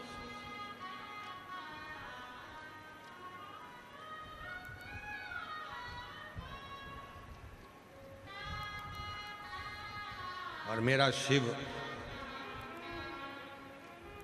भगवान शंकर की कथा कर रही है। विष आया,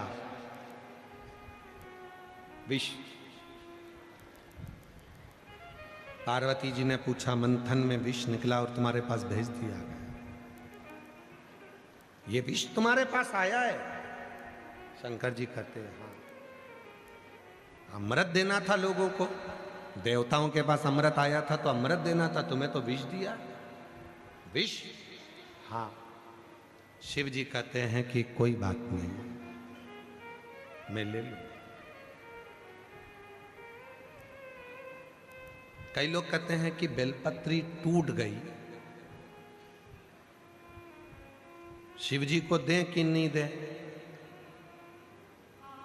जब वो विष पी सकता है।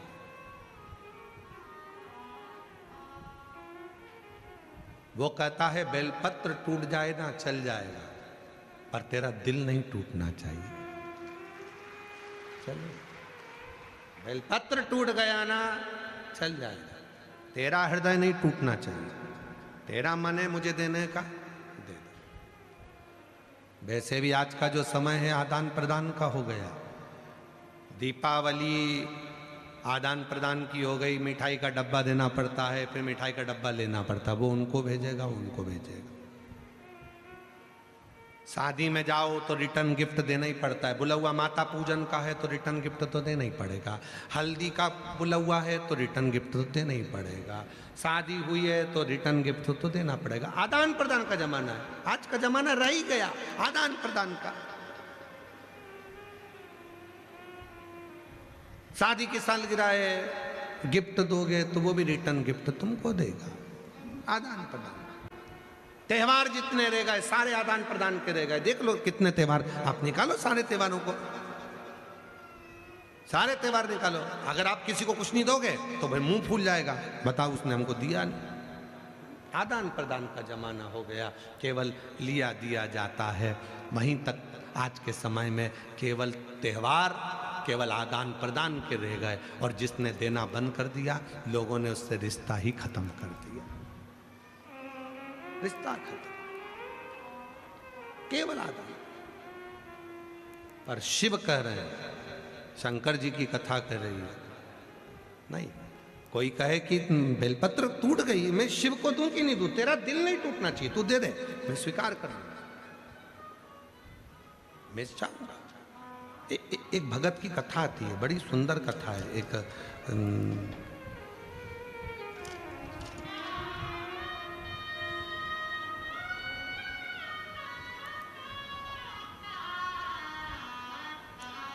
वीरशैव संप्रदाय में एक संत हुए, अल्लम प्रभु। शिव के बड़े उपासक थे। दक्षिण में वीर शिव संप्रदाय में एक संत हुए अल्लम प्रभु, शिव के बड़े उपासक थे, शंकर के उपासक। 11 दिन हो गए थे, 21 दिन हो गए, भोजन नहीं किया था, भूखे थे, भूखे, कुछ नहीं था। और अल्लम प्रभु का कार्य क्या था कि जो भोजन मिलता था पहले शिव को देते थे, फिर खुद पाते थे, पहले शंकर को। बाबा जी भोजन नहीं मिला 20 दिन तक। अल्लम प्रभु ने, वीर शिव संप्रदाय के अंतर्गत अल्लम प्रभु भोजन करने के लिए बैठे, और जब भोजन करने के लिए बैठे तो कुछ है नहीं, 20 दिन निकल गए, 20 दिन नहीं मिला कुछ। एक दिन उन्होंने सोचा अब तो मुझे भिक्षा मांगने के लिए जाना चाहिए, मैं भूखा रहूं चल जाए, पर मेरा शिव भूखा नहीं रहना चाहिए, शिव भूखा ना। चले गए भिक्षा मांगने के लिए, भिक्षाम देही, भिक्षाम देही, आवाज लगा। अल्लम प्रभु से पूरे नगर के लोग चिढ़ते थे, क्योंकि ये कोई कार्य नहीं करे, केवल शिवजी शिवजी शिवजी शिवजी, भगवान शंकर शंकर शंकर शंकर। आप में से कई माताएं ऐसी हैं, कई मेरे जीजा ऐसे हैं, कई मेरी जीजियां ऐसी हैं, कई बेटियां ऐसी हैं, कई बुजुर्ग माँ बाप ऐसे हैं जो दिन भर शिव पुराण में ही लगे रहते हैं, तो घर के लोग भी चिढ़ जाते हैं कई बार। बताओ, बस बैठ गई टीवी खोल के, कथा कथा कथा कथा। तो कई बार पत्नियां कह भी देती हैं, क्या करूं दिन भर मोबाइल चलाऊंगी, तो तुम कहोगे कि दिन भर मोबाइल चलाती रहती है। और होता है कई बार एक सास बहू से भिड़ ली, लड़ ली, क्यों रही, ये दिन भर 2-2 3-3 घंटे तक तू मोबाइल में देखती क्या रहती है? तो दिन भर मोबाइल में क्या देखती रहती है? बहू से सास भिड़ ली। तो बहू ने कहा मम्मी कुछ सीख रही है। क्या सीख रही है? सास से कैसे निपटा जाए।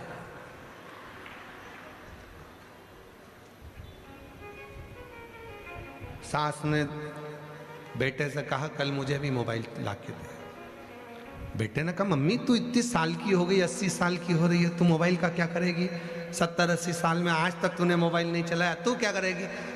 मैं भी सीखूंगी बहू से कैसे निपटा जाए, मोबाइल पे सीख, इनसे निपटा कैसे जाए, ये होता है। तो शिव कथा कर रही है, दिन रात शिव शिव शिव शिव। कई माताएं ऐसी हैं जिनको कथा के बिना नींद नहीं आती। 5-10 मिनट जब तक वो कथा नहीं सुन ले तब तक उसे नींद नहीं आ। जब तक वो दिन में एक बार कुबेरेश्वर बाबा को नहीं देख ले, एक बार शिव पुराण की कथा भले 1 मिनट की सुने, पर जब तक उसके कानों में आवाज नहीं चली जाए तब तक उसको आनंद नहीं आता। कई माताएं ऐसी, कई भाई ऐसे, कई बेटियां ऐसी, कई बेटा ऐसे, वो सुने बिगड़ जाते नहीं। अब अल्लम प्रभु शिव शिव शिव शिव जपते, तो गांव के लोगों ने आज उनको भोजन नहीं दिया, भूखे 20 दिन निकल गए, कुछ ना मिला। अल्लम प्रभु एक बुढ़िया के दरवाजे पर गए, बुढ़िया के, और अल्लम प्रभु ने बुढ़िया के यहाँ जाकर आवाज लगाई, माँ, ओ माँ, भिक्षाम दे, भूख लगी है माँ। बुढ़िया ने हाथ जोड़कर कहा, बाबा जी 3 दिन से मैंने कुछ नहीं खाया। अल्लम प्रभु ने कहा 3 दिन पहले क्या खाया था? रोटी थी एक 4 दिन पुरानी, और मिर्ची तोड़कर लाई थी, उसको पीस कर नमक डालकर उस मिर्ची की चटनी बनाई थी। मिर्ची की चटनी है क्या? नहीं। पुरानी रोटी है क्या? नहीं। वो मिर्ची का सिलबट्टा जिस पर तूने चटनी पीसी थी वो पत्थर है क्या? अल्लम प्रभु से उस बूढ़ी माँ ने कहा, हाँ, वो मिर्ची का सिलबट्टा है, वो मिर्ची पीसने वाला पत्थर है, वो सिलबट्टा है, मुझे वही ला दे। पत्थर? हाँ, बहुत भूख लगी है, वो याद, पत्थर, हाँ गई जिस मिर्ची को पीसती थी वो पत्थर से, उसमें मिर्ची की चटनी लग रही थी, वो मिर्ची लग रही थी, और वो सिलबट्टा लाकर अल्लम प्रभु को दिया। अल्लम का रोज का नियम था, जब तक भगवान को नहीं खिलाता था कुछ नहीं खाता था। सिलबट्टा लेकर गया, पानी में धोया, शिव जी को दिया, और फिर वही पानी मिर्ची का अल्लम प्रभु पी गए, चाट लिया।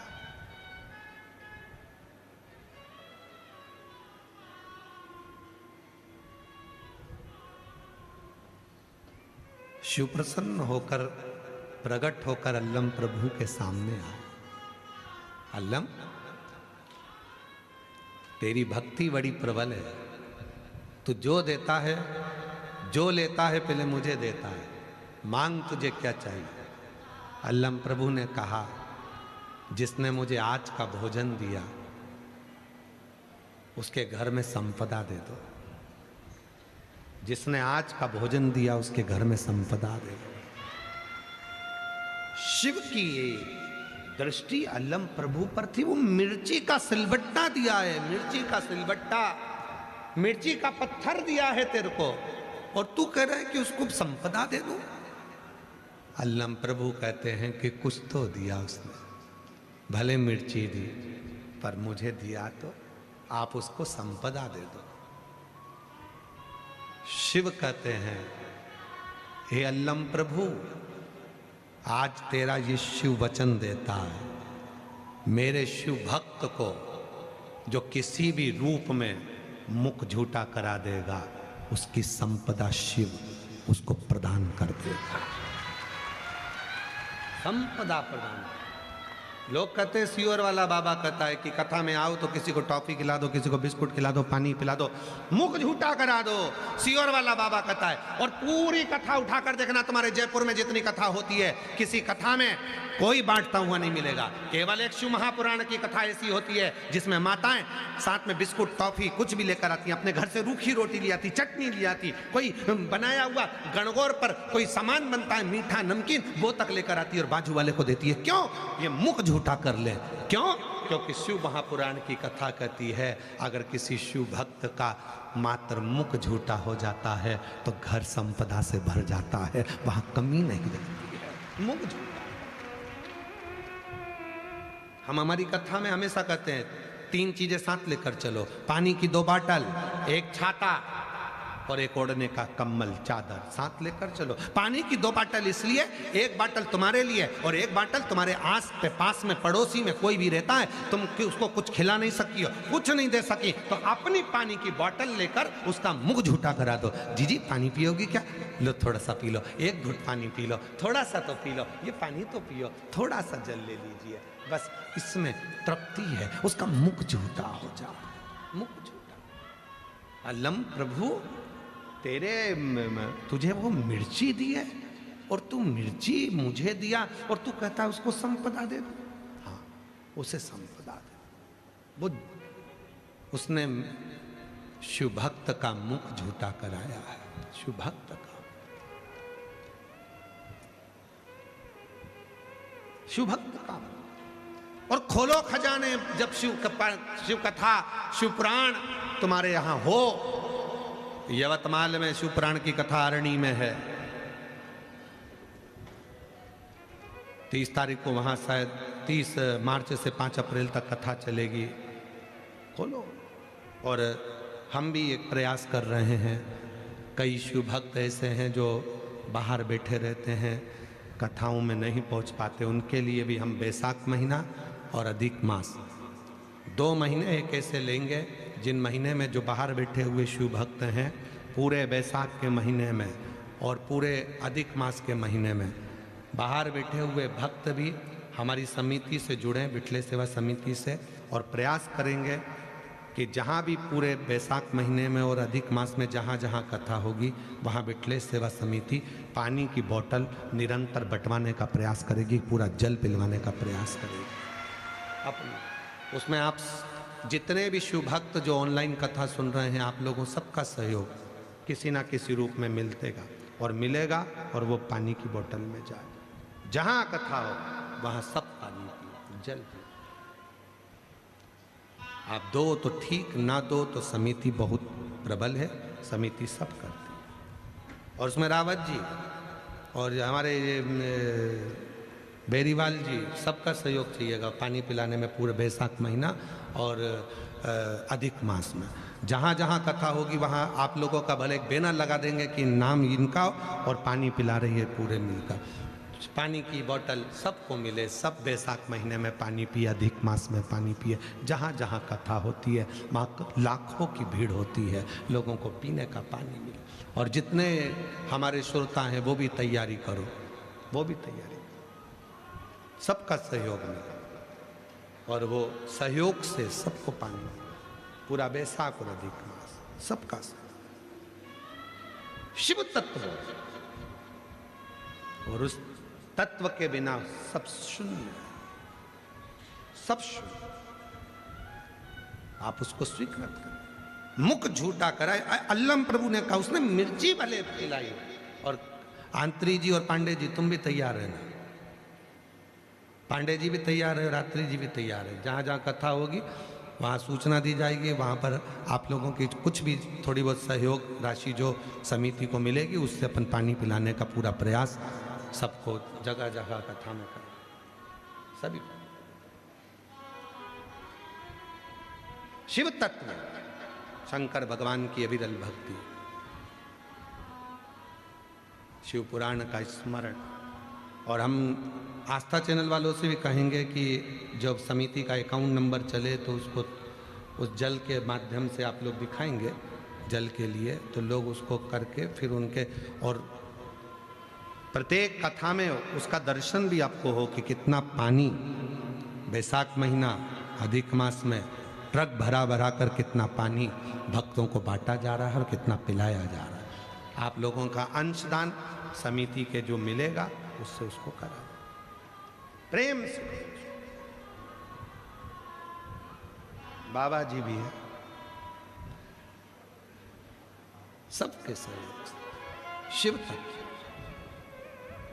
और तेरी कृपा का क्या है भरोसा, कब किस पर हो जाए, जरा हम पर कर दो, जरा सी हम पर कर दो। जिस पर भी हो गई तेरी कृपा करुणा वो भव पार हुआ, भव पार हुआ। पापी हो चाहे जितना उसका भी बाबा उद्धार हुआ, उद्धार हुआ। गिद्ध अजामिल गणिका जैसे तेरे मन को आए, जरा सी हम पर कर दो, जरा सी हम पर कर दो। शिव तत्व को जानकर विष सामने है, शिव कह रहे पार्वती तू क्यों दुख करती है, विष ही तो है। तुम्हें लगता है विष है, हाँ प्राण छूट जाएंगे। शंकर कहते हैं जब तू साथ है तो किसकी सामर्थ्यता है जो मेरे प्राण को निकाल कर ले जाए, किसकी सामर्थ्य। शिव जी ने ये बात कही तो पार्वती जी ने पूछा, थोड़ा कथा पर ध्यान देना, मैं तुम्हारे साथ हूं और प्राण नहीं निकल सकते? हाँ, आप लोगों से कथा में कहा था यदि कोई लड़की शिव की साधना करने वाली, शंकर की पूजन करने वाली, शिव को भजने वाली तुम्हारी किस्मत में मिल जाए, उससे तुम्हारी शादी हो जाए तो समझ लेना कि तुम किस्मत वाले हो। ना जाने कितने दुखों से तुम्हें निकाल कर ले आई, कितने कष्टों से तुम्हें निकाल कर ले आई।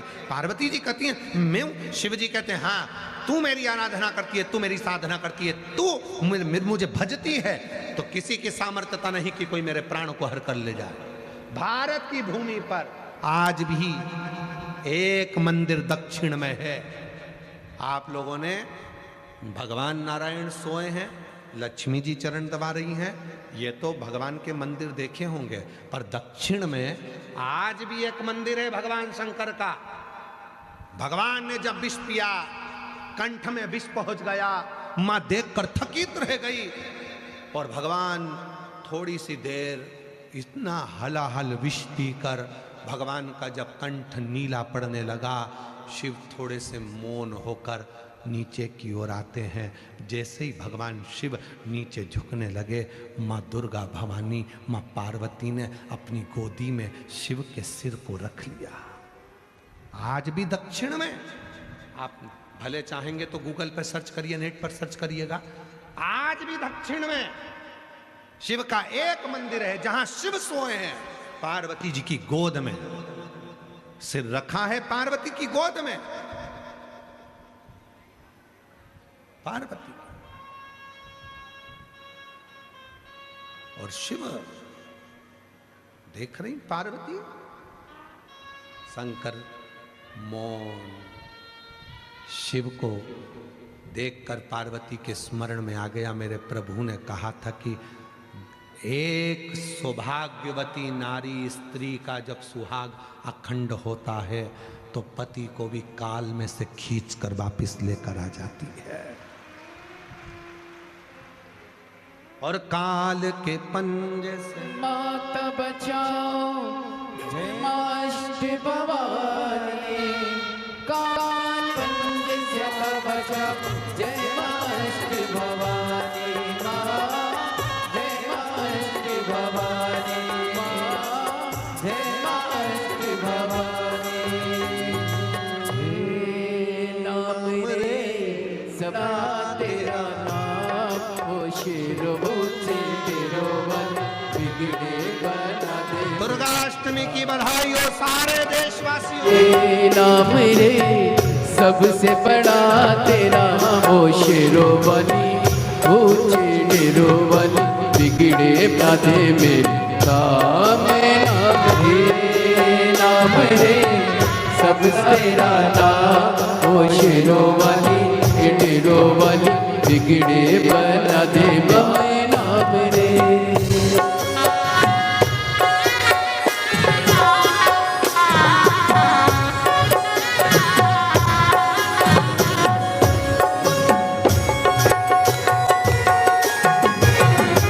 सकट ऐसी घड़ी है विपदा आने पड़ी, है सकट ने पल ऐसी घड़ी है विपने पड़ी। मेरा जीवन संग्राम, ओ शेरो बनी, ओ शेरो वगड़े बना दे मेरे नाम रे, नाम रे बड़ा तेरा नाम बनी, ऊंचे डेरो वाली दे बना दे मेरे गाँव रे।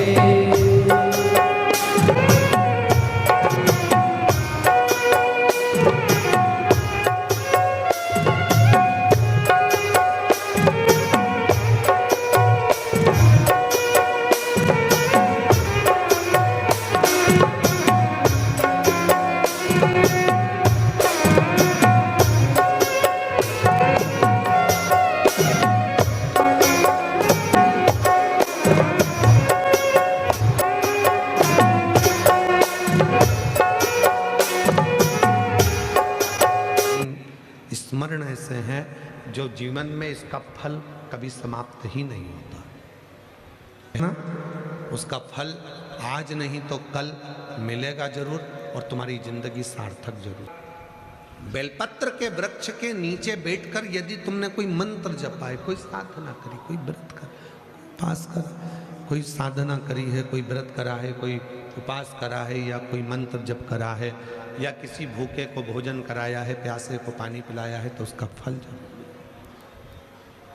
और तीसरे नंबर पर है नंदी के पास में बैठकर, नंदी के पास एक पत्र अच्छा है, देखिए। पत्नी श्री धर्मेंद्र, निवासी जोधपुर राजस्थान से, कहीं बैठी हो तो हाथ हिला सकती हैं, और अगर बैठी हो तो बेलपत्र लेने के लिए आ सकती है।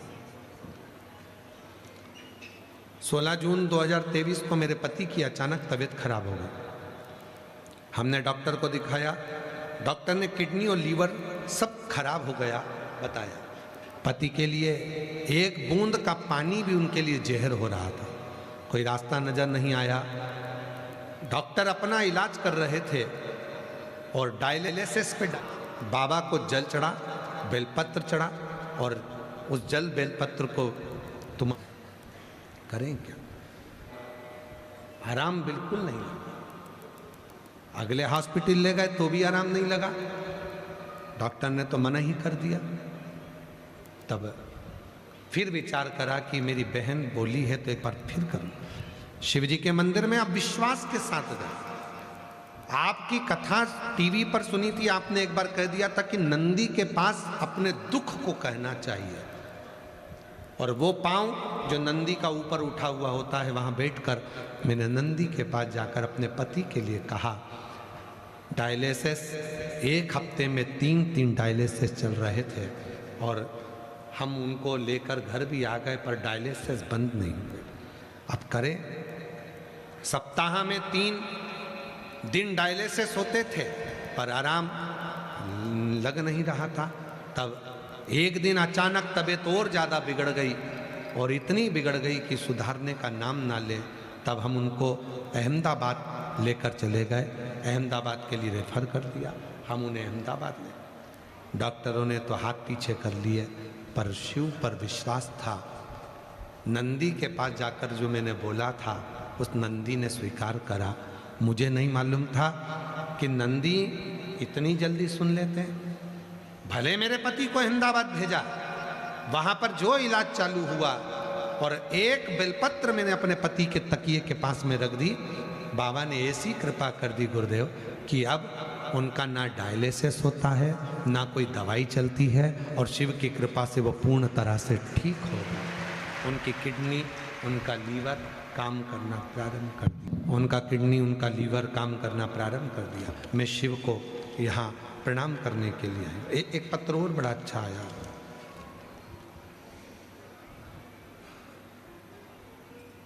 मधु महरवाल, गांव आधी, जिला जयपुर से हूँ। गुरुजी, जयपुर में पिछली बार विद्याधर नगर में कथा हुई थी, उसमें मैं पंडाल में बैठकर कथा सुनी थी। केवल एक ही वर मांगा था। मेरा बेटा सीए का एग्जाम दे रहा था, पर फाइनल में रिजल्ट नहीं आ रहा था, क्लियर नहीं कर पा रहा था। बेटे ने अपनी हिम्मत तोड़ दी थी। तब उसको हिम्मत देकर मैं कहकर आई थी कि मैं विद्याधर नगर में कथा सुनने स्टेडियम में जा रही हूँ। मैंने सुना है पंडाल में बैठकर जो मांगा जाता है वो मिलता है। तू भी अब की बार एग्जाम देना तो नंदी के पास बैठकर प्रणाम करना, और एक बेलपत्री पर शहद लगाकर शिव को चढ़ाना, और मेहनत 4 गुना करना। आज मैं बाबा को धन्यवाद देने के लिए आई हूँ। बाबा की कृपा से मेरा बेटा आज सीए बन गया है। मैं बाबा को यहाँ प्रणाम करने के लिए आई हूँ, शिव को नमन करने के लिए। एक भक्ति, एक विश्वास, एक दृढ़ता। जब हम एक लोटा जल या बेलपत्री के नीचे बैठकर जो हम बात करते हैं, बेलपत्री के नीचे बैठकर जो हम तप साधना करते हैं,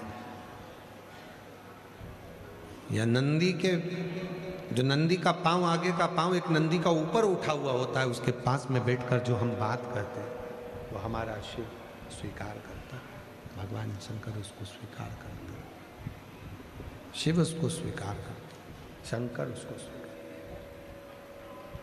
और मेरी जितनी जीजियां बैठी हैं, जितने मेरे जीजा बैठे हैं, जितनी मेरी बेटियां बैठी, बेटा बैठे हैं, जितने मेरे बुजुर्ग माता पिता बैठे हैं, उनसे निवेदन करेंगे तुम्हारी जिंदगी में भी यदि कोई ऐसा दुख, ऐसी तकलीफ, ऐसा कष्ट अपने जीवन में यदि आता है तो ये 3 बातों का स्मरण करें। 3 बातों को अपने भीतर उतारे। 1 लोटा जल शिव जी को चढ़ाएं, 1 लोटा जल शिव जी को समर्पित करें।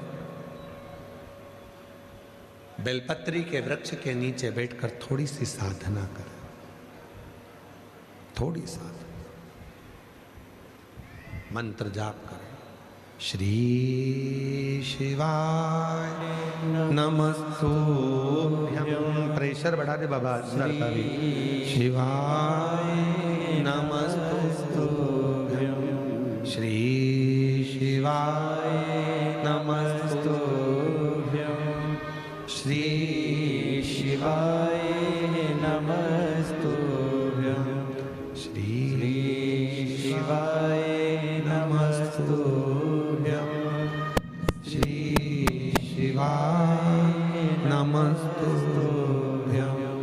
श्री शिवाय नमस्तुभ्यं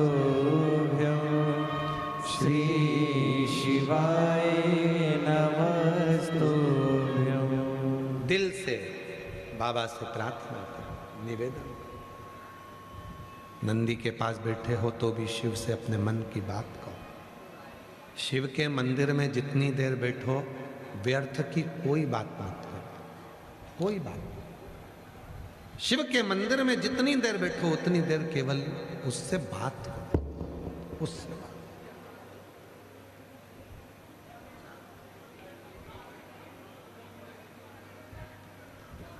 देखो जीवन में दुख बहुत है, कष्ट बहुत है। कोई मनुष्य की देह सरल देह नहीं है। मानव का शरीर कोई सरल नहीं है। कई लोग कहते हैं गुरुजी भगवान दुख देता ही क्यों है? जब सारा भुगतान ऊपर भुगता लेता है, नरक भुगवा लेता है, सारे दुख ऊपर दे देता है, तो फिर नीचे क्यों भेजता है? फिर हमको दुखी क्यों करता है? हम निवेदन करना चाहेंगे, जो लोग कहते हैं कि भगवान सारा दुख हमको ऊपर दे देता है, नरक का भोग भुगता लेता है, कर्म का दंड भुगता लेता है, फिर हमको पृथ्वी पर जब मनुष्य बनकर आते हैं तो ये सारे दुख परमात्मा हमको देता क्यों? अरे भाई सीधी सीधी बात है। हॉस्पिटल में एडमिट होते हो, वहां इलाज होता है कि नहीं होता है? जम के तो बोलो। हॉस्पिटल में एडमिट हुए तो इलाज होता है कि नहीं होता? होता है ना। बॉटल चढ़ती है कि नहीं चढ़ती? जम के तो बोलो। इंजेक्शन लगते कि नहीं लगते? दवाइयां मिलती कि नहीं मिलती? हॉस्पिटल में एडमिट हुए, हॉस्पिटल में जब सारा की सारा ट्रीटमेंट हो गया, सारा की सारा दवाई इंजेक्शन बॉटल सब हो गई, फिर भी आप जब हॉस्पिटल से छुट्टी लेकर जाते हो तो भी एक थैली भरकर दवाई तुमको दे दी जाती है कि घर जाकर ये दवाइयाँ लेना है। बोलो बोलो, सही है कि गलत है? घर जाकर ये दवाई खाना पड़ेगी, घर जाकर ये दवाई लेना पड़ेगी। उसी तरह कितना भी नरक भोग लो, ऊपर कितना भी तुम्हें दंड भुगता दिया जाए, तो भी नीचे दवाई बांधकर भेज दिया जाता है कि नीचे ये दुख तो तुमको झेलना पड़ेगा, ये दवाई तो खाना पड़ेगी तुमको, ये दवाई तो तुमको लेना पड़ेगी, ये दवाई बिना काम नहीं चलेगा, ये दवाई तुमको लेना है। ये दवाई तो तुमको यहाँ पृथ्वी पर आना है और लेना है। रोते नहीं है, खुश हो, आंसू पोछो, पहले आंसू पोछ कर फिर लिखा। तो पति ठीक है, अब क्या सोचना? लीवर किडनी सब ठीक हो गया, अच्छा एकदम डायलिसिस पूरे बंद हो गए, बस।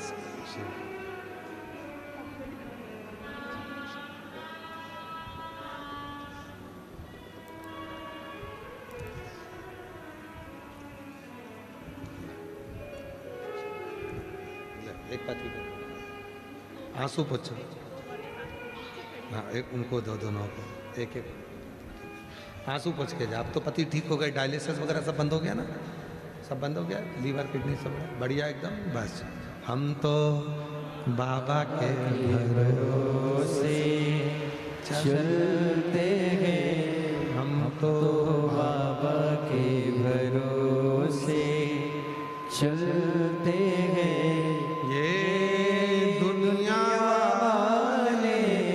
जलते हैं, ये दुनिया वाले जलते हैं, भोले बाबा के भरोसे चलते हैं। डमरू वाले के भरोसे चलते हैं, सीहोर वाले के भरोसे चलते हैं, काशी वाले के भरोसे चलते हैं। हम तो बाबा के भरोसे चलते हैं, भोले बाबा के भरोसे चलते हैं। तो लोग कहते हैं कि हमें भगवान दुख क्यों देता है। हॉस्पिटल में एडमिट हो गए, सारा ट्रीटमेंट हो गया, तो भी घर जा रहे हो, तो थोड़ी ना थोड़ी दवाई डॉक्टर देकर घर की भेजता है। उसी तरह ऊपर भुगताने के बाद भी भगवान तुमको पृथ्वी पर थोड़ा दुख देकर भेजता है। इसको लेते जाना, थोड़ा थोड़ा करते जाओ, थोड़ा थोड़ा लेते जाओ, थोड़ा थोड़ा करते जाओ। जब ये थोड़ा थोड़ा दवाइयाँ लेते रहोगे, दुख आएगा तो भगवत भजन स्मरण आएगा, जपोगे उसको, भजोगे उसको, सुख मिलेगा। हिम्मत मत हारना।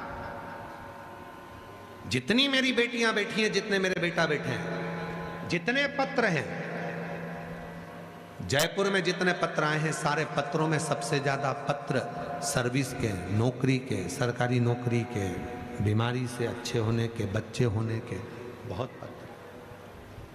हिम्मत मत हारो। बेटियां सोचे कि मेरी सरकारी नौकरी नहीं लगेगी, बेटा सोचे मेरी नौकरी नहीं लगेगी, मैं अच्छी पद पर नहीं जाऊंगा।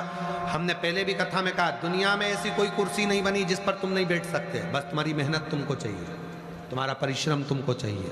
अपनी मेहनत को 4 गुना करो, रात दिन एक करो, खूब पढ़ो, और साथ में शंकर भगवान पर भरोसा कर कर एक बेलपत्री के बीच वाली पत्ती पर शहद लगाकर शिव को चढ़ाकर फिर एग्जाम में जाओ। बाबा तुमको निभाएगा और तुम्हें मंजिल तक पहुंचाएगा। जो माताएं कहती हैं मेरे 15 साल हो गए, 8 साल हो गए, 10 साल हो गए, 25 साल हो गए, मेरे घर में औलाद नहीं है, संतान नहीं है, किसी के सामने जाकर मत दुखड़ा रो। बन सके तो एक बार कुबेरेश्वर धाम आओ, बाबा का कंकर शंकर पूजन करो।